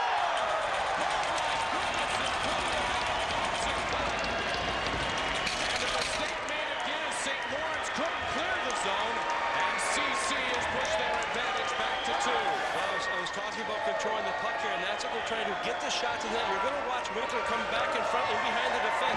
The quick shot here comes from the point. He just gets a piece of it, just enough to change direction of the puck and get behind Eric Hefner. What a big goal this was. Scott Swanson doing a good job staying on his feet there, and there's a little, looked like a little change with the deflection just on the heel of the stick. You can't allow players to get behind you, and defensively, this is a problem that the Saints just had, and it results in a big goal for the Tigers, and they have taken a 2-goal lead in this game once again. Sean Winkler, number 6, Scott Swanson. Number 16, Aaron Cochran.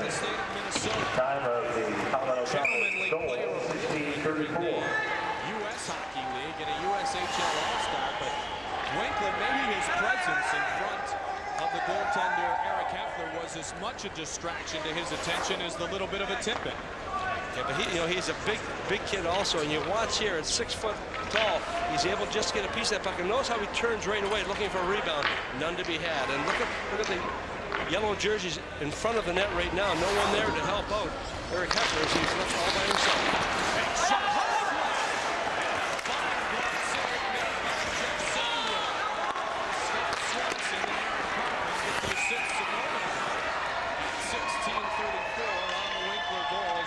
Just his second of the season. Well, Sanger, the freshman goaltender, kind of looking up a little bit right now. He wasn't quite sure where that puck was, but It didn't go behind him, and that's the most important thing for him right now. That face-off results in that quick shot. And Sanger coming up also equal to the task of keeping it out. Just 160 pounds. And you know, the nice thing about him is he handles the puck so well. He has 4 assists this year. All of those assists came on game-winning goals. At least they have that extra defenseman back there like that. 34th start on the season. Stays deeper in his net. Stand-up, consistent goaltender. Has not given up many soft goals, if any, at all this season. Jeff Sanger playing in front of some talented players like that guy, Eric Carpet. Getting that helmet in position. This Colorado College team was built to take the run to the national championship this year. Swanson's in their senior season time. A couple of those injuries have been very, very disappointing to Don Lucia. They still do lead here with a chance to towards the closing 4 by 2 goals. All 4 of the goals in the second period of play. Towards the top of the show, and Darren Clark goes out of the lineup again today. 2 of the top 3 forwards on this Colorado College team. Peterson with the broken leg, and a week away is Darren Clark with the broken arm. So Dane too will tell you that nothing has been easy this year for him. We've had everything, especially with the injuries, almost 90-man games they've lost on the year. They said our guys have battled through that, and we're still having a very successful year. Look back, and he said the only points we've had this season have been low. That is pretty darn good. Colorado College, 8-4, scoring 4 times in a period this season. They can be very, very confident in the fact that if they keep hammering away at St. Louis, they will have a chance to play tomorrow against Michigan State. Coming up in our second intermission, we will have interviews with Don Lucia as he leaves the ice surface and help you pregame and preview the second game with Boston College's Jerry York. Another NCAA flashback, statistics, and highlights are coming in our second intermission.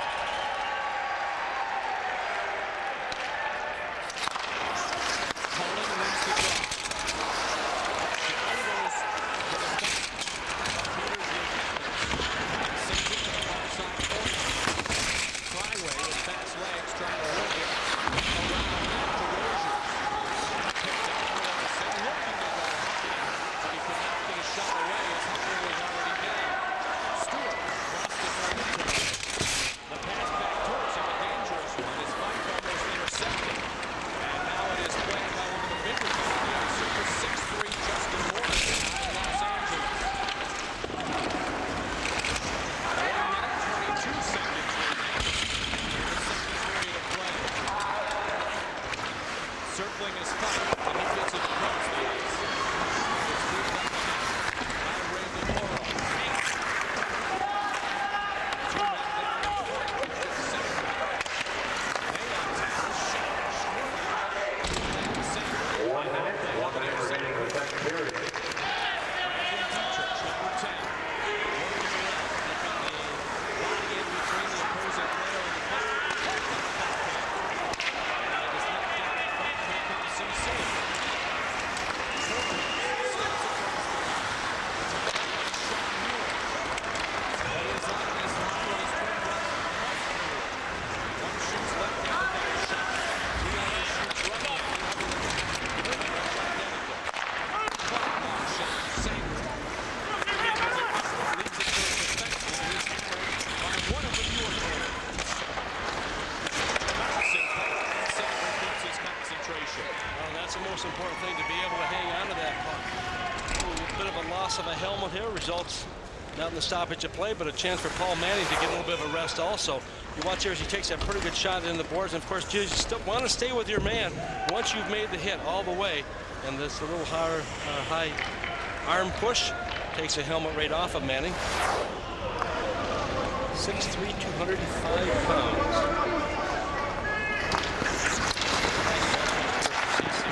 Long shot, another save. It came from the point. Came from Trent Clark, the brother of the injured player that we talked about before, who they wish was in this lineup there.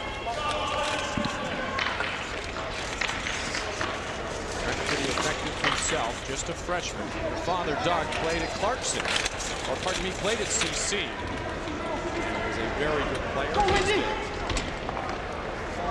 Far from the tree.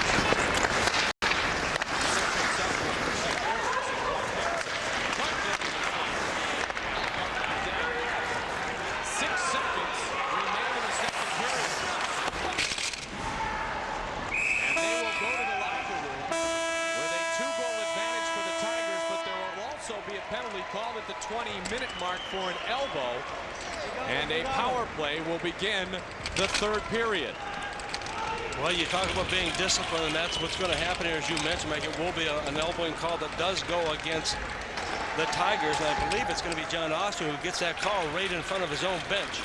And I'm sure that Don Lucia will have a few words with his players for the fact that, guys, we came back, we got the lead we wanted, but let's play smart. Let's stay on the ice.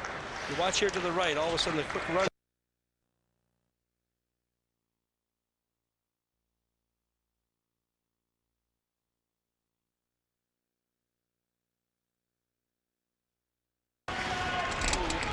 Of a helmet here results not in the stoppage of play, but a chance for Paul Manning to get a little bit of a rest also. You watch here as he takes that pretty good shot in the boards, and of course you still want to stay with your man once you've made the hit all the way. And this a little high arm push takes a helmet right off of Manning. 6'3", 205 pounds.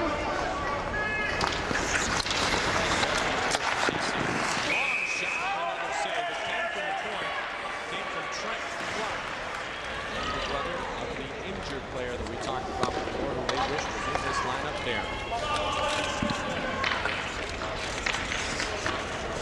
Pretty effective himself, just a freshman. Her father, Doug, played at Clarkson, or pardon me, played at CC. And was a very good player. Far from the tree.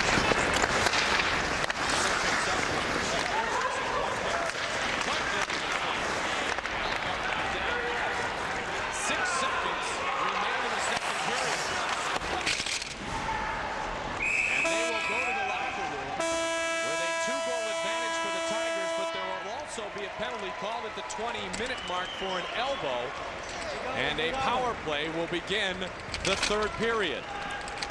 Well, you talk about being disciplined, and that's what's going to happen here, as you mentioned, Mike. It will be an elbowing call that does go against the Tigers, and I believe it's going to be John Austin who gets that call right in front of his own bench. And I'm sure that Don Lucia will have a few words with his players for the fact that, guys, we came back, we got the lead we wanted, but let's play smart. Let's stay on the ice. You watch here to the right, all of a sudden the quick run here, and there's the elbow coming up, and the reason for the call. So it will give the Saints from St. Louis an opportunity with that man advantage. They want to make the most of it as they head off to the dressing room and get ready for the start of that third period. Now keep in mind that the only goal scored in the second period by St. Lawrence was with the man advantage. It was the power play goal by Al Fife at 9:26. 4-2 our score. Don Lucia is downstairs. Don, would you have ever expected your team to score 3 goals in a span of 42 seconds? Well, no, it's probably the quickest we've scored 3 goals all season long, but it was a big break for us. Heffler had played outstanding in the first period. One thing I try to tell our guys is that be patient, let's not give up anything in our own end, because we're trying to press too much offensively. Don, it's got to be difficult in the first period. As you mentioned, you had so many chances, and it's hard not for that frustration to set in with the players. What do you say to them, like after a period like that in the dressing room? Well, what I stressed, believe it or not, was defense, because a couple times we got caught up ice with defensemen pressing, and I thought if we can be patient, that we still got 40 minutes left to play, and the most important thing is to keep playing well defensively and wait for a break. Don, good luck in the third period. Thank you. 20 minutes away from a trip to the national quarterfinals. 4-2 our score. You're watching NCAA Productions coverage of the 1999 Ice Hockey Championship. The Hanson Ford family's commitment to customer satisfaction and service have been a tradition since 1948. It's a family whose business philosophy is built upon trust, respect, and dependability. It's a dealership shaped by the history of those who have served before and whose traditions have been carried on by those who serve today. Our commitment to you continues. Hanson Ford, building for the future since 1948. Get ready The wraps that'll knock you out. Subway announces the new steak and cheese wrap. Wrap it up, wrap it up. Juicy and tender. Wrap it up. The new turkey breast and bacon deluxe wrap. Wrap it up. Crunchy and scrumptious. Wrap it up. And don't forget the all-time favorite chicken parmesan wrap. So fresh and so delicious. Wrap it up. Wrap it up. Wrap it up. Subway, the way a sandwich should be. Check it out.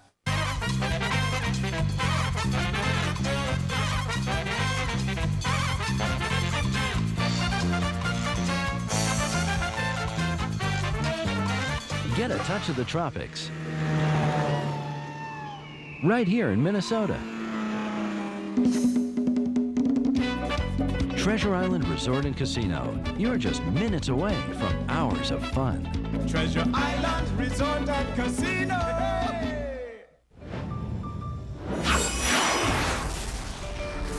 I've had a chance to fulfill a lot of dreams. And no question, one of those last dreams possibly to be fulfilled is going to wear that Twins uniform.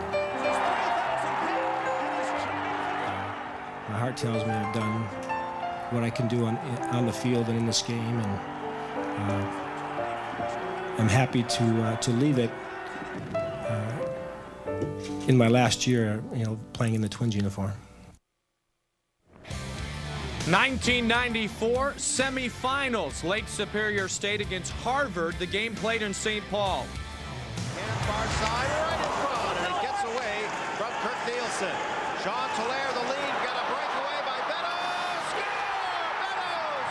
And it's over in overtime, 3-2. Lake Superior would go on to win the national title game with a convincing 9-1 victory over Boston University. 2 national championships in the 90s for the Lakers of Lake Superior State. Welcome back inside Dane County Coliseum. Tom Reid, Mike Goldberg, and they did solve Eric Heffler. It took about 42 seconds to beat him 3 times. Well, they solved him, but now they have to go for the next 20 minutes. But they have to play a little more disciplined also. You can't afford to be in the penalty box. The penalty at the end of the period, not a good penalty by Austin, and I'm sure that he will hear about from his coach, Don Lucia. But right now, this team is in control. They're playing better. They're moving the puck better. They're cycling in that offensive zone. That's what they want to do. And you can know full well that John Lucia will have them ready to go here. Joe Marsh, on the other hand, he has got to get these players pumped up a little bit more. They need some goals. They need some shots. You know, Joe Marsh said yesterday he expects his team will leave it all on the ice surface because there is no tomorrow if they do not win today. Well, that's exactly right. When you're down to the final 20 minutes, you can't think about what's going to happen tomorrow. Every shift is important. You play it like it's your last shift, and you can bet that those players who have had just a tremendous year for St. Lawrence know full well that they want to be in the game tomorrow. There is no tomorrow they don't win, as you mentioned, and so to come in here to the final 20 minutes, those players will be talking about what they have to do. Well, they trail by 2 goals with 20 minutes remaining in regulation time. 4-2 our score. Colorado College leads. You're watching NCAA Productions coverage of the Ice Hockey Championships. Over the years, a lot of businesses have put their names on one line of trucks, the one that's overall the most powerful line of pickups on the road. The one that was first to offer quad cab versatility, and the first and only full-size pickup to receive J.D. Power & Associates' Most Appealing Award 4 years running. We understand this name fame. We're pretty fussy about what we put ours on, too. Dodge Ram. The rules have changed. The Grand Forks Herald covers UND sports like no other media. Whether it's sports scores or in-depth news and interviews you seek. Every day, the Grand Forks Herald puts the information you want to know in your hands, at your door, and on the newsstand. Let our award-winning sports department give you a front-row seat for UND Fighting Sioux sports. For the 3rd year in a row, Associated Press sports editors have voted the Sunday Grand Forks Herald sports section among the top 10 best in the nation. The UND Fighting Sioux and the Grand Forks Herald sports department, both nationally ranked and a winning combination.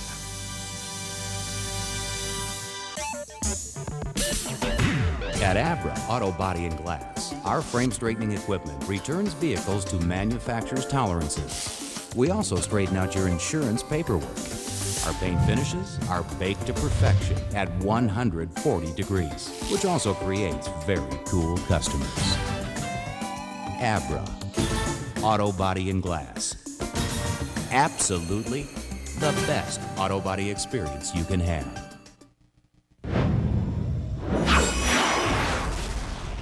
I think probably the greatest one had to be playing Seattle last year and having lost to them 20-some straight times and really never being in the game, and going out to Seattle after a loss at Sacramento where we got beat and really were never in the game, and probably no one expecting us to even be in the game against Seattle, and going out there and playing against them and beating them, and actually getting into it a little bit with Gary Payton. MSC, celebrating 10 years in sports. Welcome back to the Dane County Coliseum in Madison, Wisconsin. The score at the end of 2 periods, Colorado College leads St. Lawrence by a score of 4-2, and with us right now, Jerry York, the head coach of Boston College Eagles. And you've been this way before. Last year, losing in overtime in the big game. It has to be kind of an opportunity for you now to build your way back to the Frozen Four.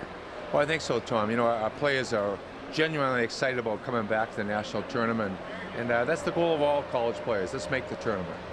When you get to this point, do you find that you coach differently than when you did during the regular season? Well, we know less about our opponents. Northern Michigan, we played once last year, but you know, during the league, you kind of get a feeling for the rinks, and this is supposed to be a different rink, and you know, Northern poses a lot of problems just because we're unfamiliar with them. Well, you talk about different rinks. I know that a lot of the schools out east don't play in the big rinks. How much of an adjustment is it to make for your team coming into a bigger ice surface? We've had a couple opportunities to play in them, Tom, and we try not to make a big deal about it. You know, one of the things about the Olympic ice surface is it takes away a lot of the collisions, the emotion of college hockey. I'm not a big a fan of the Olympic size rink. When you look at a game like today, you're coming into this, I know there's some concern about the ice conditions here also, and maybe kind of get a feel from you who have had a chance to skate on here. Well, they take the logos out. The Monsters, the United League plays here, they have a lot of logos, so they have to strip the ice down, and by building it back up, you run into some problems, especially with the weather that's very unusual for Madison.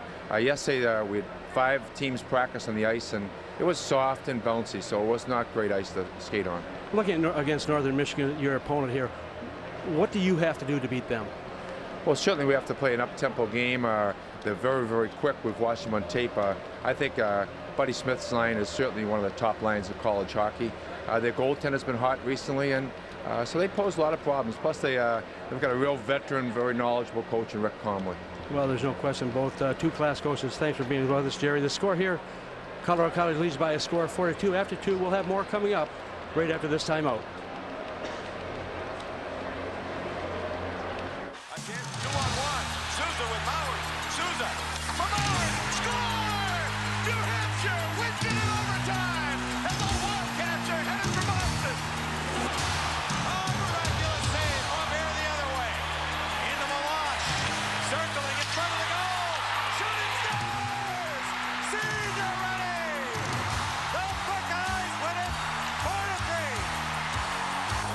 Crowd roaring on every pass. Shot, score! It's Michigan! It's Josh Langfeld! And the Wolverines are the national champions! The 2000 NCAA Hockey Championship is coming to the Providence Civic Center in Providence, Rhode Island, hosted by Providence College. Don't miss your chance to see the Frozen Four, April 6th and 8th. For tickets, call 401-865-2500. That's 401-865-2500. Call now. Great moments in college sports make great memories and often inspires great achievement beyond the game. Come see it all at the Hall, the new NCAA Hall of Champions, a place to relive the action, savor the memories, discover what it means to be a true champion, and that might just be the greatest moment sports has ever produced. The NCAA Hall of Champions, opening in downtown Indianapolis in March 2000. The NCAA thanks its corporate partners who dedicate financial resources, talent, and expertise to help emphasize the vital role intercollegiate athletics plays in society and in the overall development of student athletes. The support of higher education by these outstanding corporate citizens also provides funding for NCAA youth programs and NCAA championships. The NCAA and its corporate partners, together building a better experience for our student athletes. Colorado College leading 4-2 after 2 periods of play here in Game 1 of our West Regional coverage of Day 1 on the road to the Frozen Four. We said, how long will it take until the dam breaks? It didn't take very long. In the first 2 minutes and 3 seconds of that second period, Colorado College had scored 3 times. Well, they came out with a purpose, and that is so important. When you step on the ice from the drop of the puck, you have to be ready. You don't want to just slide into it. And Don Lucia had his team ready. Right from the drop, all of a sudden they just kind of took off. And as you mentioned, the dam and it broke big. You know, what's interesting, Tom, the power play had just ended for Colorado College, and then all of a sudden a turnover occurs in the St. Lawrence zone. And as we look at these 3 quick goals, you will see that's how CC got on the board for the first time. Well, you want to force into mistakes. You see the puck being shot around the boards here, but all of a sudden it comes back the other way, intercepted. And as you move in here, Cryway just takes it. He moves to the front of the net, no one there to challenge him. Then Justin Morrison goes top shelf. He scored in every game of the postseason. And Cryway coming in here, he also looks top shelf, and he puts that away. What a big goal for them to give them the 3-1 lead. 3 goals in an NCAA record, 42 seconds, but then a bad carom off the backboards, and St. Lawrence scores on the power play. Well, Fife is in the right place at the right time to put it away. And then finally, action continuing with Big Scott Swanson and a kind of a bad bounce, an unfortunate goal, which turns out to give Colorado College once again their 2-goal advantage. Cryway with his 7th. The assist to Stewart made it 1-1 at 1:21. Then it was Morrison, his 22nd of the year, from Cullen and Peters. And then just moments later, it was another goal scored, those 3 and 42 seconds, unassisted by Aaron Carpin, his 6th of the season. St. Lawrence pulled back to within 1 on the power play goal by Fife that you saw from Daniels and DeRosiers. And then the bad bounce against the Hobie candidate Eric Heffler, and Winkler, just his 2nd goal of the season. Swanson with his 40th assist, and that is where we stand. The shots a bit more even in that 2nd period of play than they were in the first. In fact, St. Lawrence out shooting CC in the 2nd period of play, and now they trail in that category just by 7. Well, you know, we talk about bounces and so on. You make your own breaks, your own bounces.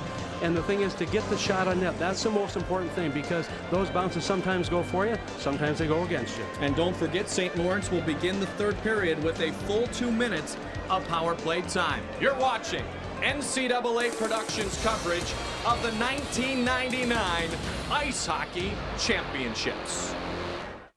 Did you ever notice the most scenic roads in America have the most unpredictable weather? That's why we made Chevy Blazer. It comes with standard 4-wheel anti-lock disc brakes, so you feel safe and secure in all kinds of conditions. And now during Chevrolet's Highway 99, 4-door Blazers come with 1.9% APR financing or $1,000 cash back. 4-door Chevy Blazer, now with 1.9% APR financing or $1,000 cash back. See your Chevrolet dealer today. Get ready for wraps that'll knock you out. Subway announces the new steak and cheese wrap. Wrap it up, wrap it up. Juicy and tender. Wrap it up. The new turkey breast and bacon deluxe wrap. Wrap it up. Crunchy and scrumptious. Wrap it up. And don't forget the all-time favorite chicken parmesan wrap. So fresh and so delicious. Wrap it up. Wrap it up. Wrap it up. Subway, the way a sandwich should be. Check it out. This is our first game of 2 in Madison, Wisconsin, with Boston College and Northern Michigan after the conclusion of this St. Lawrence, Colorado College game. 2 games were played in Worcester yesterday in the East Regional first round of action. We already told you that Michigan has advanced. Ohio State, another CCHA team, trying to defeat Maine and send their 2 teams, basketball and hockey, to the Frozen and Final Fours, but Maine jumped on them and led 2-0 here. But Ohio State would answer. Jason Crane to make it 2-1. But Maine was too much for Ohio State. Marcus Gustafson makes it 3-1, and then Steve Correa, little brother of Paul Correa, a Hobie finalist, gave Maine a little bit of insurance. Ohio State would try to mount a comeback, but it would fall short. And the Bears advance. And they will play again today as the Maine Bears win 4-2. Maine will play 2nd-seeded Clarkson, and New Hampshire, a top seed for the first time since 1979, will play against the Michigan Wolverines. St. Lawrence and CC to advance to play Michigan State, and as we mentioned, the winner of the Boston College Northern Michigan game will get the top-ranked team in the nation, the Fighting Sioux of North Dakota. Eric Heffler, frustrated, would like to have about 42 seconds of this contest back, but still his team trails by 2. They have yet to be victorious this hockey season, and they have trailed after 2 periods of play. 0-7 is their record there. Remember, they start this period on the power play.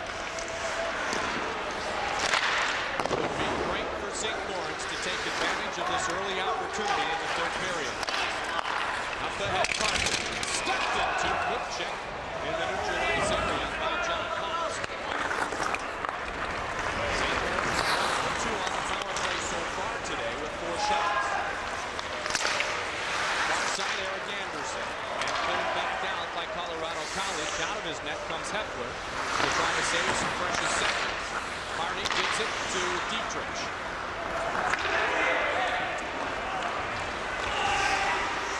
Across the line is Brandon Dietrich. That's back, walking in, top of the box. Looking for a ticket off the stick. Got Bob Pryor, it never happened. Pryor has been somewhat silent offensively, coming in as the top point producer for St. Lawrence. Yeah, he's been one of the guys who've been watching it, but he has not got the numbers in today's game that we've seen. He has not been quite as involved as we expected to see. Long clear again, and this time Heffler forced to take a face-off in his own zone. Well, the Saints have to be very careful how they handle this puck. They cannot afford to just give that puck up without any type of a plan in place here. They want to control going over that offensive line, the blue line, and of course with this man advantage they need to get the shots to the target. We said before they took that, they took a number of shots, but they're not getting in position where they can get to the rebounds, and of course Sanger has not given up a lot of rebounds. St. Lawrence moves it across the line. Dane looking for a shot past Sanger, and it's flipped aside. Moving in was Al Fight. And cleared one more time with 28 seconds left on the minor penalty that was called at the 20-minute mark against John Austin. The Tigers are not going to give them a lot of opportunities. When they get them, they have to make the most of it. High Fife had a good chance right there to put it away, but shot it right into the goaltender. There's Clark in the neutral zone. Moved ahead. Fife tried to chase it down, and the whistle sounds, and an icing is called. So first they were forced to freeze the puck in their own end, and now, Tom, they ice the puck with the man advantage. Yeah, it's kind of, this game is, the pace is kind of slowed down a little bit, especially in the start of this period, and that's what the Tigers want. They don't want to give any unnecessary opportunities to the Saints right now. Mike Goldberg along with Tom Reid. This is our game 1 is St. Lawrence in the red jerseys, Colorado College in the yellow jerseys. Just underway here in the third period. As we have mentioned, an NCAA record, 3 goals scored in 42 seconds. The 9th game this season in which Colorado College has ended up scoring 4 goals in a period, and they are 8-0 in those previous contests. The second time this season that Aaron Heffler has been victimized 4 times in a single period of play. Very early in the season, Niagara did it to St. Lawrence. Has come to conclusion. 3-on-2 if they hurt. Carpenter away to Carpenter. Off the backhand. The save made by Heffler. Now brought back to the point. Nelson with the big checking lines on the ice now for Colorado College. And on the near side, Dan Peters is there defensively to keep it in the zone. Checking line against checking line with one of the Muir twins on the ice. On the near side, Sean, number 17.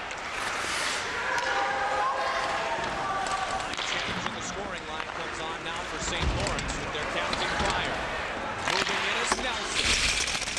Kicked aside and now sent back into the neutral zone area. Paul Manning, as you said, the highest drafted player ever at CC, a 3rd-round pick from Calgary in 1998, pardon me, wearing number 23. He's at the point.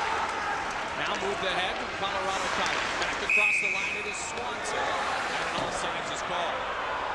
Well, you watch the Tigers, they're questioning the call right now on the offside, but the one thing that CC likes to do is they like to get those long passes, especially if they can spot a line change coming by the opposition. St. Lawrence a couple times have been guilty of that. Through 2 periods, Brian Swanson, 9 shifts, 1 shot. That was his second period total. 16 shifts, 5 shots. Remember, Colorado College missing 2 of their main offensive guys. Swanson has not really factored into scoring, but yet they score 4 goals in the second period. Well, that's why they call this a team game. They still have other players that have really stepped up the pace. When you lose certain players, somebody has to fill that gap, and this team is more than capable of doing it. They've got some players who not only can skate very well, but they can score. They have got a lot of adversity with this hockey club this year. Injuries they've had, but they've been able to overcome that. And adversity somewhat, and injuries have turned into opportunity for some of those young players that we talked about earlier. Absolutely. When you get those chances is what gets you more ice time down the road. Morrison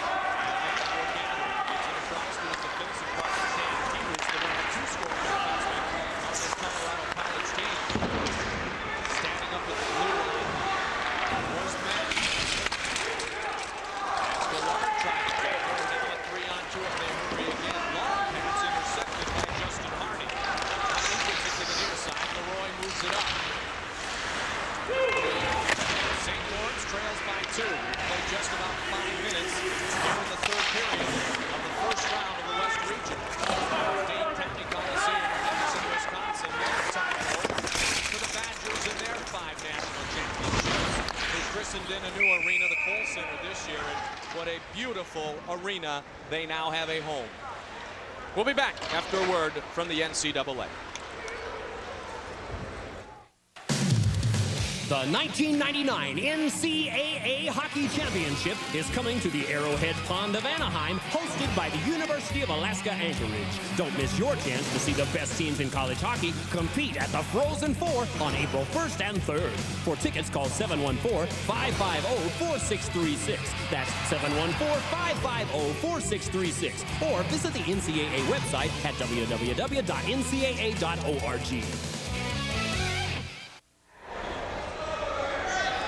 A winner to play Michigan State. Don Lucia's team trying to work back towards prominence this year.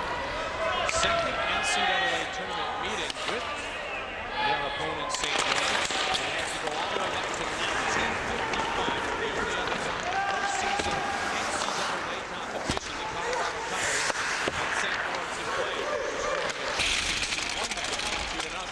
Third all-time meeting between these two teams. And Colorado College has won both times. Drop pass, short inside the zone, and Hefner will freeze once again. Now, we've talked so much about the fact that this is the first step in the West on the road to the Frozen Four. College hockey fans, for the first time, you can order the official 1999 NCAA Frozen Four records book. This publication features team and individual tournament records, coaching records, complete NCAA hockey bracket history, and much more. It is a wonderful publication that will highlight a great weekend at the Arrowhead Pond of Anaheim. The Frozen Four goes west this year. Ticket sales are very, very good, and we expect great crowds. Next weekend, a champion is crowned in hockey in Anaheim. On the side. Played on there by St. Lawrence. Bounced off the puck, and Peters will pick it up. Great play by Reid to block that shot, keeping those shots away from the target. Stepped up defensively in the way that I know you want to. The CC player stepped out of the way and forces the impact. Could get an assist on that. Stewart leaves it for Peters. Behind the net, Jeff Sanger. Just a freshman, but as we said, he's been managed in Wisconsin, so he's very comfortable here. They battle for it. Finally, the loose puck on the stick of Mike Stewart. Good two-way play. 3 men. Many of the defensemen on this Colorado College team. Stewart is one of them. Remember the one thing we sometimes forget is that these are just young men, student athletes. And they're playing healthy and loving the game. Especially if you're a ZC Tiger, a little bit more than St. Lawrence right now. Bounce over the stick of the goalie Eric Hefler on that clear, and thank goodness for St. Lawrence, the shot was wide of the net. And they're questioning the call whether or not it should be icing, and I think there was a mistake made, which will bring the face-off to the center ice area. You know, you talk about the student part of being a player in college hockey.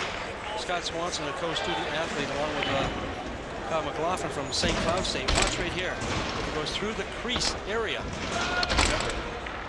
It is not an icing call. So the officials pick up on that, and they do indeed bring the face-off to the neutral zone.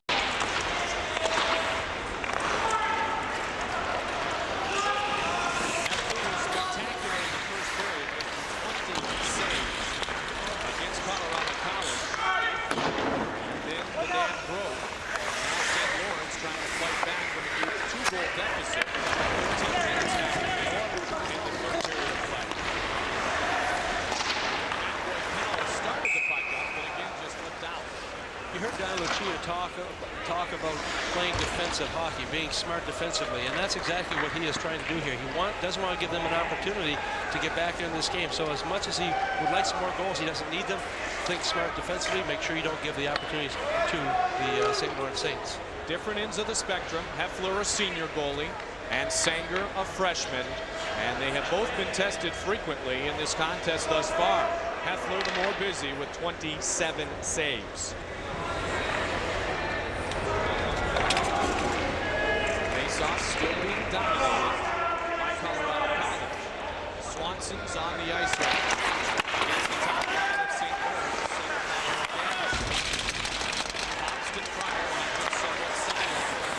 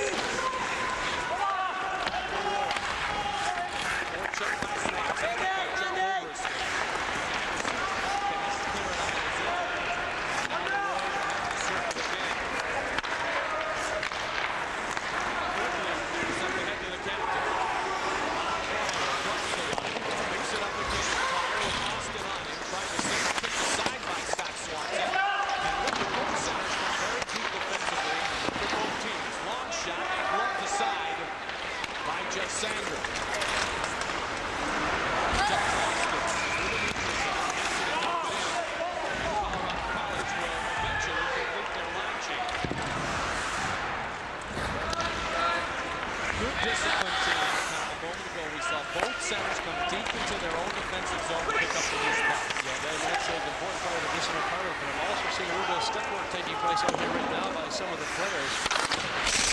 And Austin getting up to the sticks a little bit with Dale, with Eric Anderson. Pass flies towards the point. Shot knocked down before it. Quick shot from the point. Again, traffic in front. CC able to clear. Circling is big Justin Morrison. Morrison, a third-round pick with the Vancouver Canucks in '98. Who you said earlier has tripled his freshman production. Trying to get the puck there. Dietrich couldn't handle. And now it is picked up once again by Dan Hughes, who has gotten his share of ice time again the second.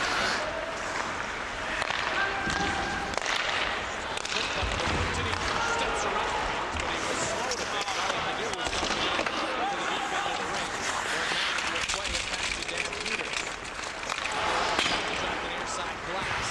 And Benaruzo is in the end. Kevin Benaruzo from Thunder Bay, Ontario. Benaruzo slips it front. Working the head stick. Shot saved by Sanger. Oh, what a fine move made a moment ago by Jason Wendell, the junior center. And a strong glove save by Jeff Sanger. Sanger had to be quick on that one, and that's exactly what St. Lawrence is trying to do. They're trying to get to the front of the net. The clock becomes the enemy right now with just 10 minutes to go in this third period. They trail by 2. They need that next goal, and they need it quickly. As we step aside, take a look at the good save a moment ago by the freshman Jeff Sanger. You're watching NCAA Productions coverage of the 1999 Ice Hockey Championship.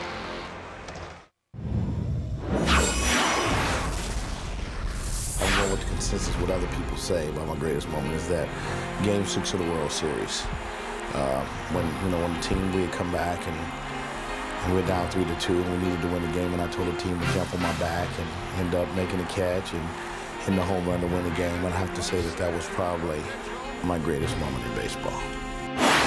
MSC, celebrating 10 years of sports.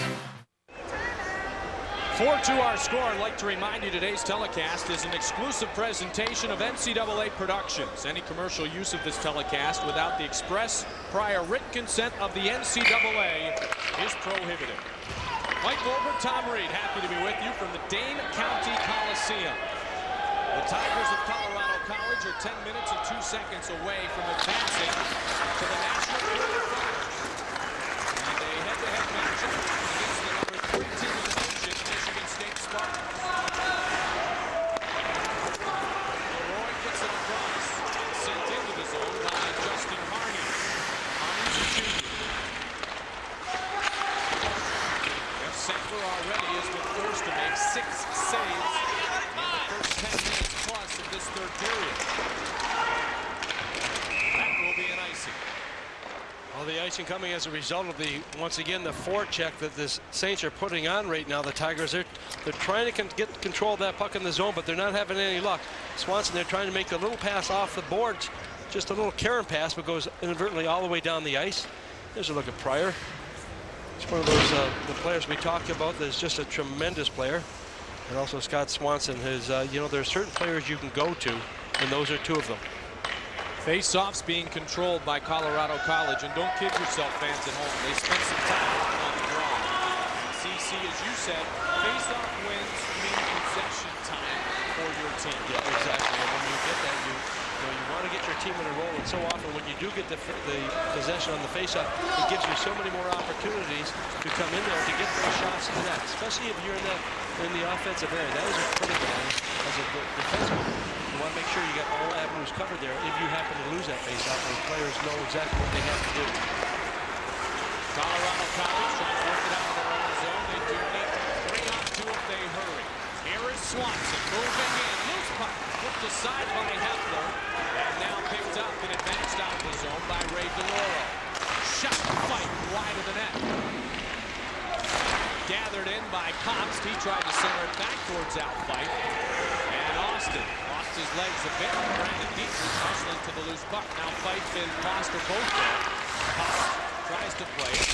And again the centerman, Brian Swanson behind the net, playing strong team defense. Brandon Dietrich looking for something fancy. Now a circle around again, and a pad save made by Jeff Sanger. And the loose puck is finally cleared. Sanger taking care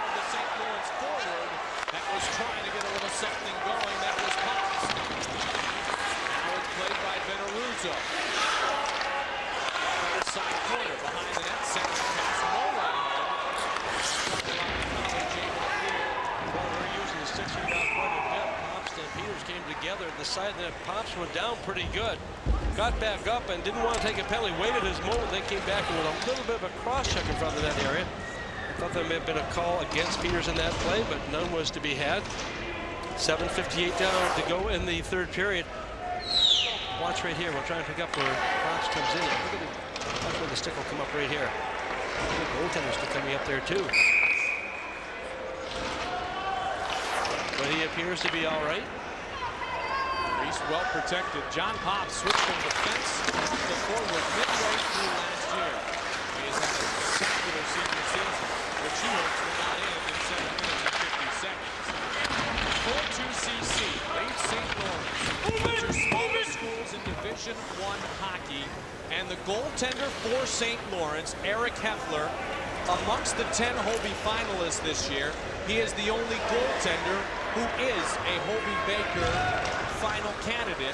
And if you were wondering, in the 18-year history of the award, Rob Stauber in 1988, who led Minnesota to the Frozen Four that year, the only goaltender to ever win the Hobey Baker. Well, so often you have players they like to look at those players and get the goals and get the assists, you know, the big point getters, and so often you will find that that's where your Hobey Baker awards will go to. But goaltending, to me, is equally as important as the people who put the puck in the net is stopping them. Well, it's interesting. Ron Mason told me last year that the first collegiate stars were goalies, and it was Ken Dryden who did it at Cornell. And the goalies work on their skills so much now. And last year, Marty Turco of Michigan or Chad Albom of Michigan State could very well have won the Hobey that went to Chris Drury of Boston University.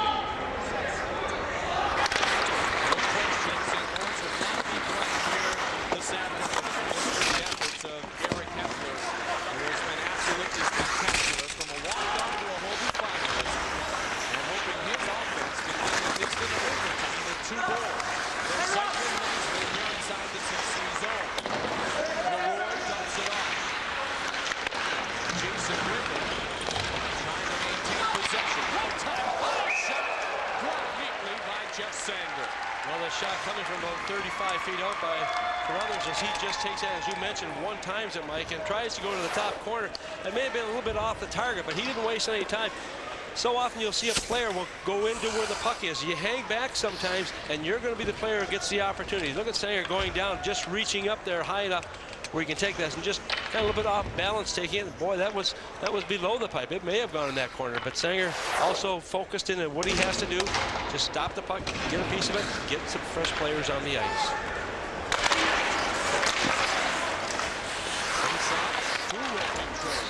Fighting for the St. Louis. Circling around is Eric Anderson. Anderson works it towards the point and intercepted neatly by the long reach of Justin Morrison. Confusion in the neutral zone. Morrison keeps it and now moves ahead. And who else but a centerman? Back on the back check again. And Eric Anderson picked up the loose puck, but only momentarily. Colorado takes it. Shot lifted by Justin Morrison. And that was Colorado College. Flip to the cruising. Next to Rochers, and he is absolutely hammered behind the net by Paul Johnson. Now the captain, Bob Pryor, has it. Career-high 20 goals on the season, but none here today. Looking for the freshman, Dietrich. Little tripling shot, loose puck. Fired again. And knocked down one more time as the Colorado College defenseman has blocked a half dozen shots here this afternoon before they have reached their goalie, Jeff Sanger.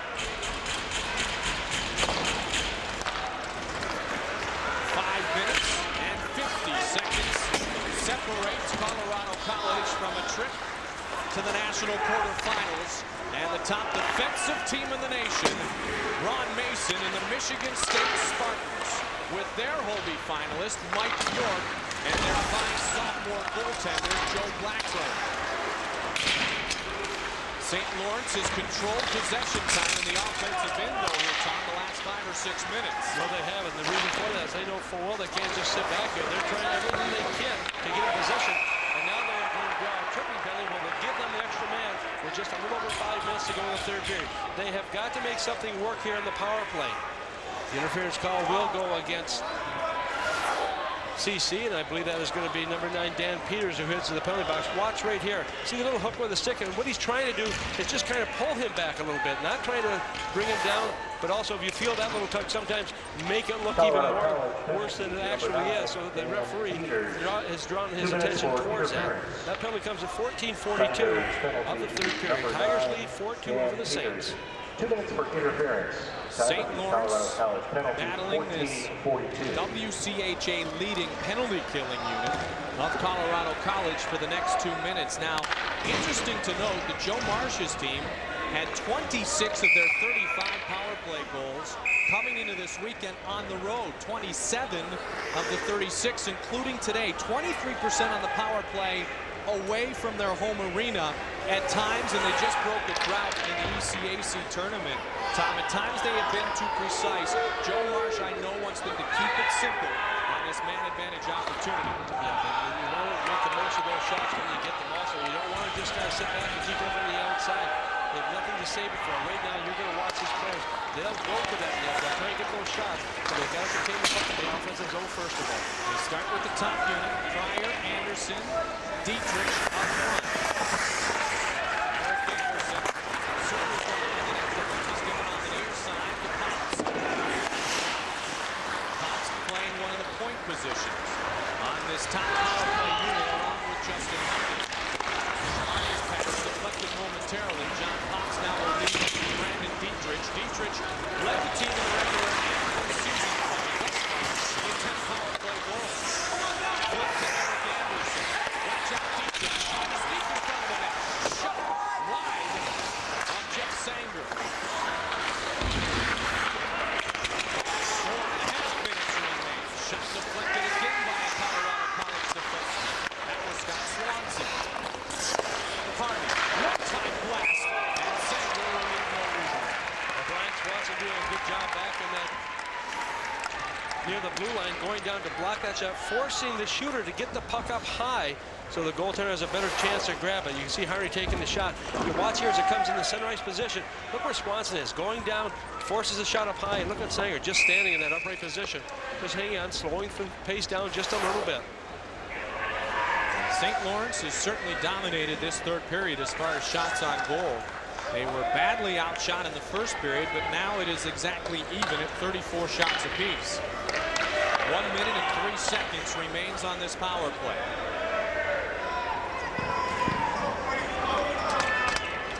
Eric Anderson was going to take the face-off, and now a timeout is called by Joe Marsh of St. Lawrence. We will take the timeout with the Saints. Timeout to St. Lawrence. As they trail 4-2, they need to score dearly on this power play. You're watching NCAA Productions coverage of the 1999 championship.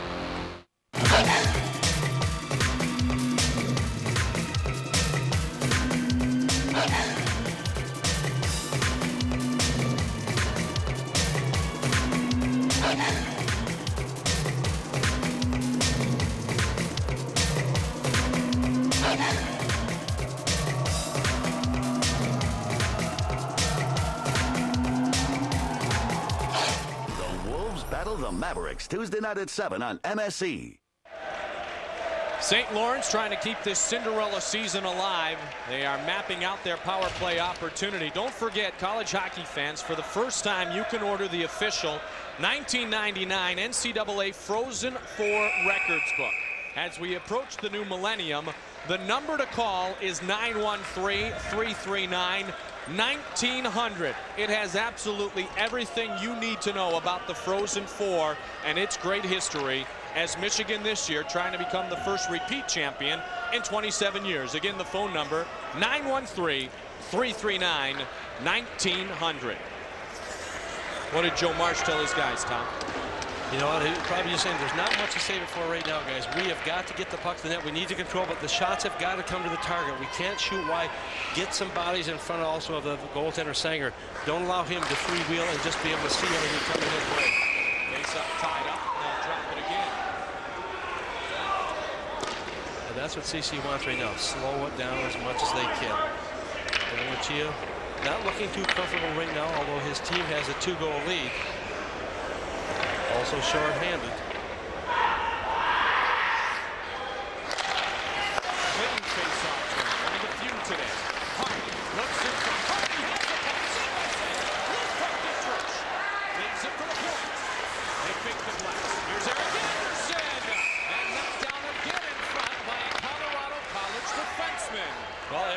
Anderson moving into the play there. Everything has shifted off to the left of the goaltender. All of a sudden, the puck comes across to Anderson.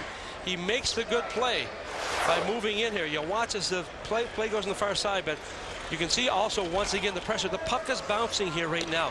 Here's a key play also. Instead of going back towards the net, nice little play by Dietrich, who brings the puck back to the point. The little fake shot across ice. Anderson moves in closer to that net, and look at also the block. Defenseman doing a great job of coming through here to help out their goaltender. 9th time a defenseman has blocked a shot at St. Lawrence today, and many of them are coming in the third period. Well, it's nice to have those defensemen in. And the thing is, with CC, they probably have one of the strongest defense groups in the league. Hardy gets it across. Big save made by Jeff Sanger. Get back to that kick save he made earlier. He has been very solid, victimized just twice. Here in the contest thus far, one shorthanded, the other on the power play. And the back there. Can't really run around the goal. The double shot, and then he shot right along the back of the leg of Anderson. Save again by Sanger. The puck is on the netting. CC wanted to come out of the zone, but it will not. Well, Pops had the puck back at the point position. He was actually looking to the net, but he saw no opening there, so he looked to the side and saw on the far side also Eric Anderson get in there. He tried to make the little pass across to him, but it was just a little bit off the target. They could not control it. 3:33 to go in the third period. 16 seconds also on the power play opportunity for St. Lawrence. Joe Marsh told us they would leave nothing on the bench or in line. 16 saves this period alone made by Jeff Sanger. St. Lawrence has been pummeling a goaltender of Colorado College with a lot of rubber. They have not scored. It's in the third period thus far with 3.5 minutes remaining in the game. Michigan State rooting for their basketball team tonight, and then they will focus on the winner of this game tomorrow afternoon. As the Spartans try to get two teams in the Frozen and Final Fours, their basketball team already there. The only school ever to do that, the Michigan Wolverines, and they've done it 3 times in the same season. Penalty comes to an end. St. Lawrence moves it up ahead. Sean Moore. So a checking line on, and you can bet that quickly some of the offensive-minded players on the St. Lawrence team will get a blow and be back on the ice. Gallard, an offensive-minded player, is centering this line for the Saints right now. Clark chases it. Sean Muir, and an icing is called in a stoppage. Well, it's going to be an offside call to bring the face-off just outside the St. Lawrence zone. And this is exactly what the Tigers wanted to do in this period. That was to shut them down. Don't give them any opportunities. They took the penalty there, which was the only one of this period. But the shots were not able to get to Sanger, or he certainly did not have the opportunity to have to worry about the puck getting in behind him. Very solid game this youngster has played for Colorado College.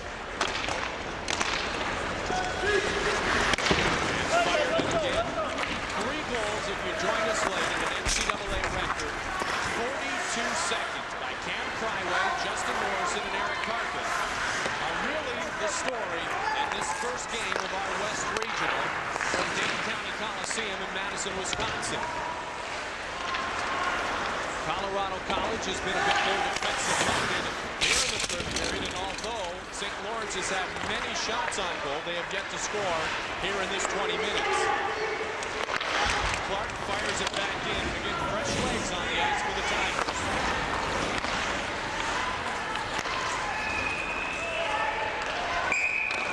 1:55 away from Michigan State. Well, trying to make the long pass down the middle results in the icing call against St. Lawrence. Joe Marsh would like to have those 42 seconds back, Mike. There's no question that you look at him right now, very concerned, obviously, with the clock running down against him.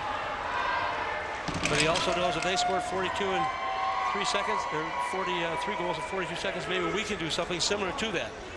But we've got to get the shots to the net. In the history of St. Lawrence Saints hockey, they have been bounced from the tournament by some pretty famous goalies. Today they may be bounced by a freshman from Madison, Wisconsin, in Jeff Sanger. A freshman who has been very good at games. Austin behind his own net, or pardon me, the offensive net, and now it is played by Justin Hardy, kept in the zone. All right, get out! And Jesse Harima now takes it. Harima just happy to kick it within his feet and wait some more time. Gillard ties up Austin. Hardy fires it off the boards up ahead to Brandon Dietrich. Cross-ice pass bounced over the stick of Al Fife. Fife leads the drop pass. Looking in front, no one there except the Colorado College Tiger. Austin tried to step across the line, but had it taken away. Now to be chased down again by the Hobie finalist, Brian Swanson. Swanson playing good team defense, especially here in the third period. Austin steps aside and flips it out of the zone. And he knows that little shot also by Austin. Right to put it back in the third. Wasn't that going to be nice and call that? Waved it off. 55 seconds remaining.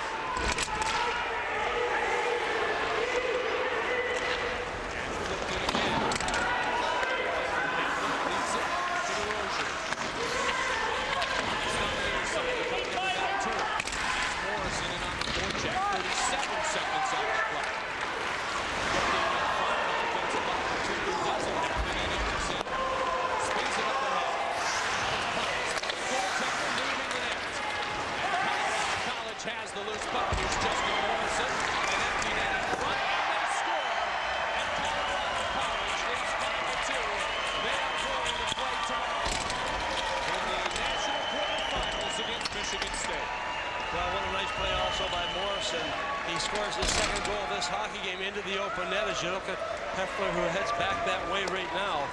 And good hard-fought contest put up by St. Lawrence, but they just could not seem to get in position. Once they had the lead in that first period, they allowed CC back into it. And watch a little play here. You want to make sure, obviously, when the open net is there, that you get over the red line before you take that long shot. If you're lucky enough to put it in the net, that's great. If you do miss it, at least you're not in a position where the icing call will bring the face-off back to your own zone. By number 15, Justin Morrison. The 23rd goal of the season and the second of the afternoon. Justin Morrison, an empty net goal with the assist going to Swanson. 3 seconds remaining in the game. That seals the fate for the St. Lawrence Saints. We were wondering which David would advance to play the Lion. And it is going to be Colorado College tomorrow. One of the two smallest schools in Division I hockey, taking on the Michigan State Spartans.